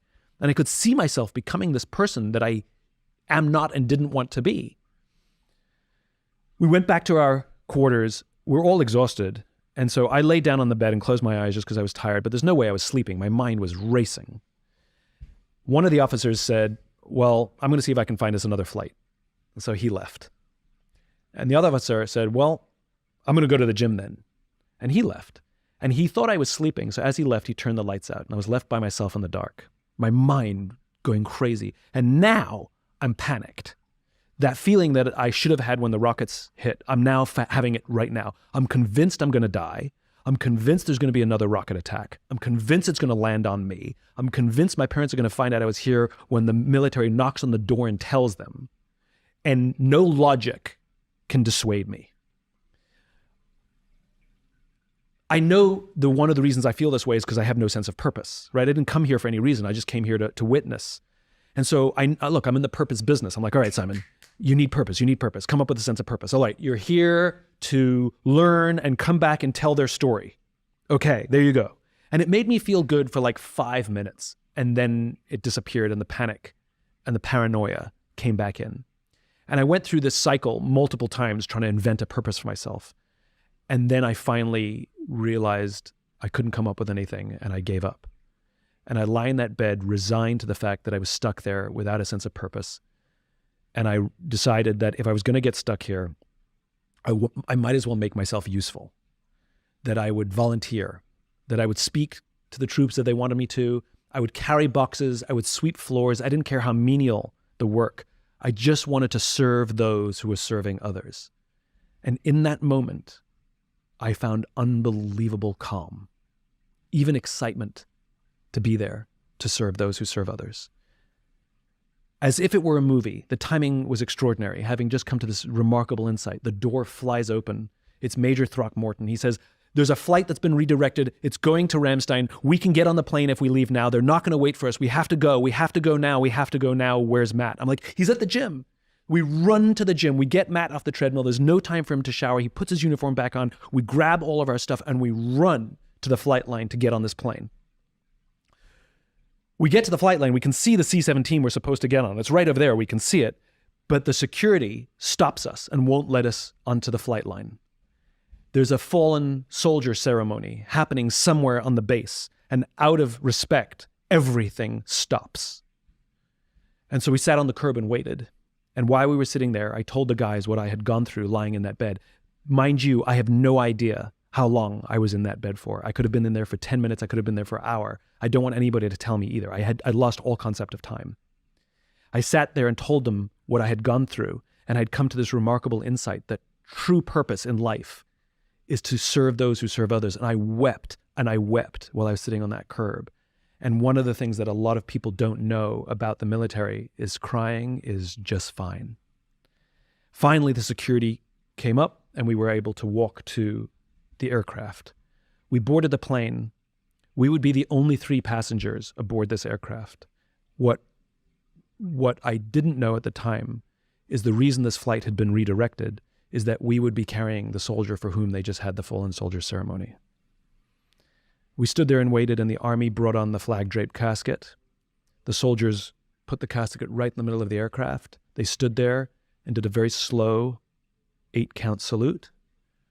They turned, marched off the plane, and we could watch them hugging and crying as they walked out of sight. Our Air Force crew got to work and they strapped the casket down in the middle of the aircraft, and we got going. I've never had such an honor in my life, having just gone through this experience that I had on the ground, learning that true purpose is the opportunity to serve those who serve others, that I get to bring home somebody who knows a lot more about purpose than I ever will. We land at Ramstein, and we have one night at Ramstein before we come home. The final flight home is another C-17 back to Andrews Air Force Base. And this is an aeromedical evacuation. So it's what they call an AE mission. So the wounded. Some ambulatory, some not. And we get into the flight. This flight was a little more relaxed, and lots of nurses tending to the wounded.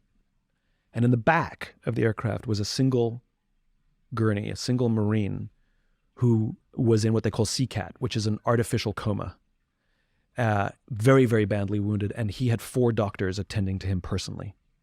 And I sort of avoided going to the back of the plane because it was uncomfortable. And I finally said, no, I got to go. So I walked to the back of the plane to talk to the docs. And they walked me through his wounds. His buddy stepped on an IED and was killed, and he took the shrapnel. He had shrapnel in the chest, shrapnel in the eye, and he was in very bad shape.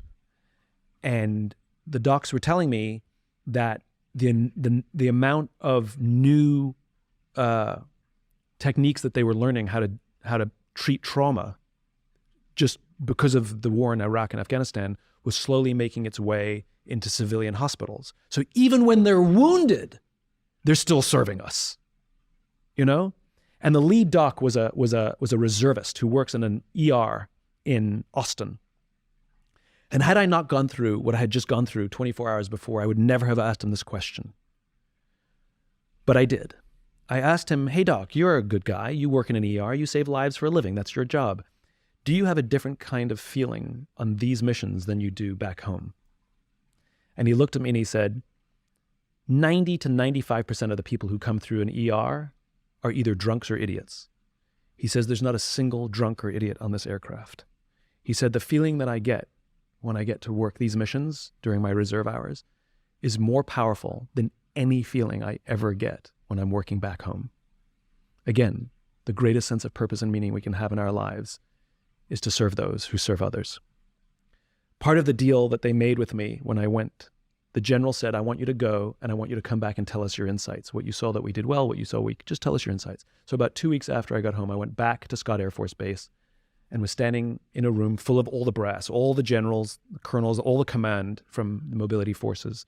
And they just wanted me to report on what I saw. And I went through everything. And I wasn't sure if I was going to tell them about bringing home this flag-draped casket. That was the emotions were very raw still. And I'm not sure I wanted to do it or could do it. And I remembered I was reporting on everything else that I saw and the people I met and the things that I thought were amazing. And I took a pause and I decided to tell the story. And now, the emotions are right on the surface. And I tell the whole story in even more detail than I'm telling you now. And I got to the point where I choked up and I couldn't continue. I couldn't tell the story anymore. Now, if this was the private sector and I was standing on a stage telling this exact story, somebody in private sector would say to me, take your time. They would say, it's okay. That's what they would say to me, right? It's happened. Take your time, right? That's not what happened. I stood there completely choked up. I couldn't speak, and was one voice from the back of the room, the general, and he said, "Go on." Meaning.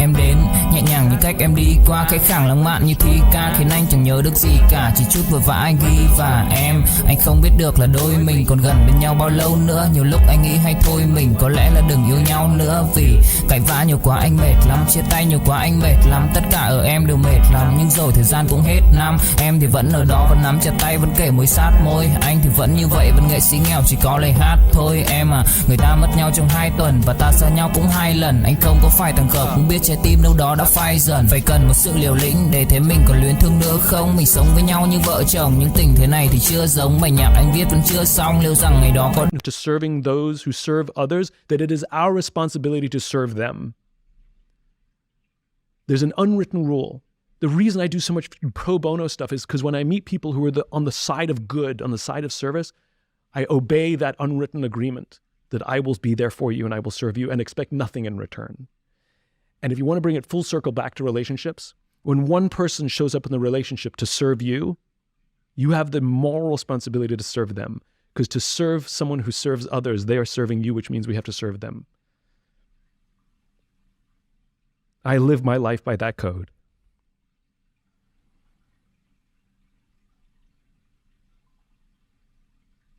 The key second line in True Purpose is serving those that serve others. The line that you've added and that you learned from your experience going to Afghanistan was that we'll be there with you along the way. Mm-hmm.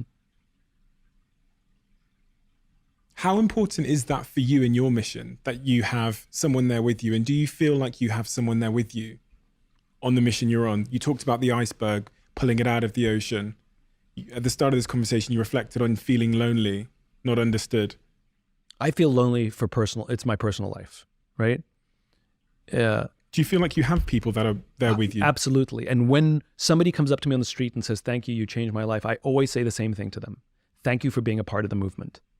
I always thank them for being a part of the movement. When they say, "Your life changed me," my word back to them is, continue your work, right? Thank you for being a part of the movement is what I always say. Because when you say, I do not feel alone, I feel that I'm a part of an army with thousands to the left and thousands to the right. Dare I say millions to the left and millions to the right. Some who I know and most I will never know. But we were all marching towards the same direction to build this world that we all believe in our capacity, whether we're doing it for our little company, whether we're doing it for our family, whether we're doing it for our friends, or whether we're doing it at massive scale because we have that opportunity, because we have a bully pulpit or we lead a large organization. That's the professional side. Yes. Personally, do I feel I have people to my left and right to work with? Yes, 100%. Absolutely. My team is incredible. My closest confidant is my sister. You know, my sister and I are business partners and the best of friends. This question started with me asking you about looking forward a couple of years and everything's idyllic. You've given me the professional answer. Yeah. The personal side of that coin is kind of what I'm trying to understand. I mean, I think the answer is I want somebody, I love companionship. And I want to be able to more than talk about and share my magical, surreal life with someone, because I have a wonderful life and I do want to share it with somebody. I think sharing is more fun than just telling people about something. You know, I want to come back and be, do you remember that thing that we did, as opposed to, can I tell you about this thing that I did? You know, I want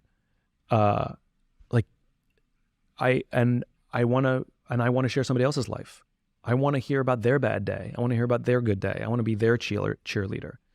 You know, I want the opportunity. I've been a shitty servant in my relationships in the past. I've been a really shitty servant, and I've built the skill set. You know, I'm a slow learner. Give me a break. It's better to learn it now than learn it never. But I want the opportunity to like take all these skills that I've been talking about really effectively and really good at doing professionally, and I want the opportunity to do it just for one person. I mean, you spent your life being a fantastic servant to me from before we even met to many more people like me. And you know this, you said millions to your left, millions to your right. Yeah, it's millions.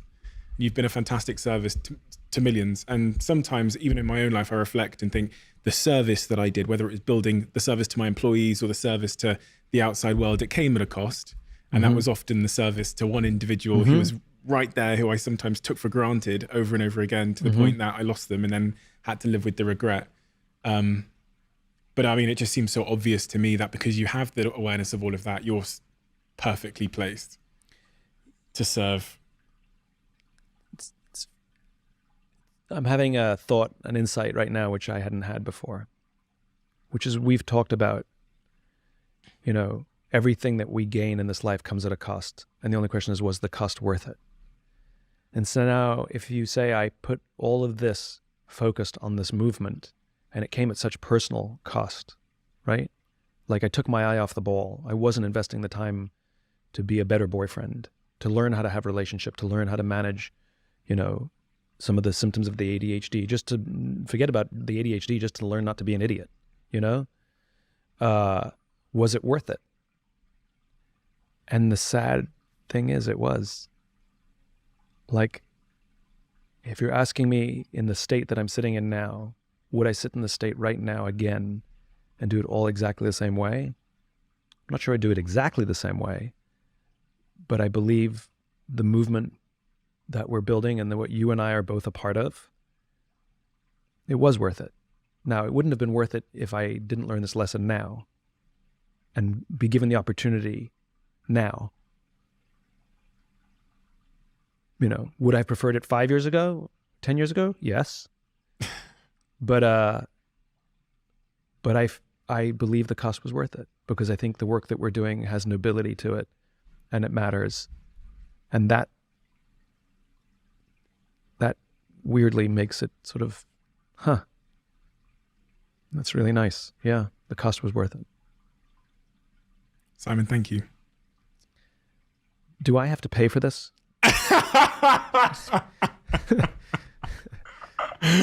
I think everybody's probably thinking the same, to be fair. No, I really mean that. I mean, no, I really mean that. I really mean that, because it's so unbelievably powerful to have a conversation like this. These are the most important conversations we have. It's not like information sharing and this trick about this business and how to have this team member. The human level stuff, which is the foundation of all the things we do, our success, our businesses, whatever, that we struggle with the most, but people like me and you just don't talk about, because that's not what we're recruited to talk about. Well, and people don't ask us those questions, and sometimes if they do, we got good at avoiding them. And I think that the tragedy is that, you know, people are modeling they're making choices based on what we're saying, and we're leaving out a huge part of the human story. And, you know, for us not to talk about this stuff does the people who are on their own journey and using our information as part of their education a disservice. So yeah, I think this is a great lesson all around. And this is it. You know, people often ask me why on the Diary of a CEO I spend so long talking about health, mental fitness, struggles and all of those things, because I think that's the subject matter that is underserved.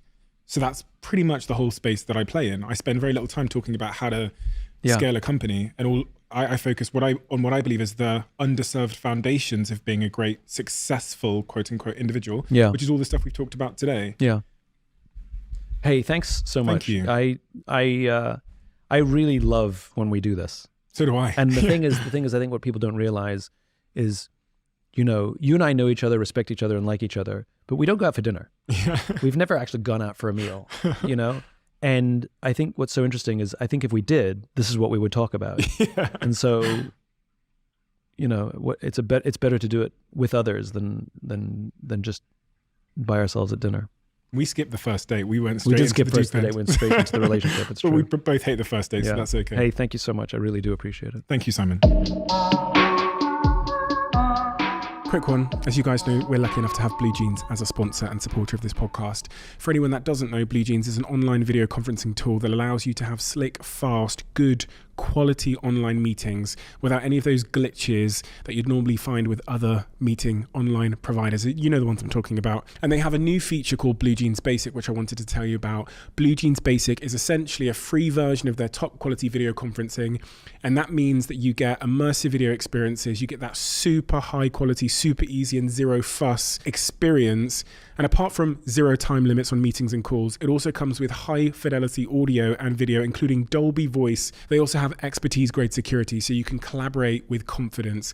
It's so smooth that it's quite literally changed the game for myself and my team without compromising quality at all. So if you'd like to check them out, search bluejeans.com and let me know how you get on.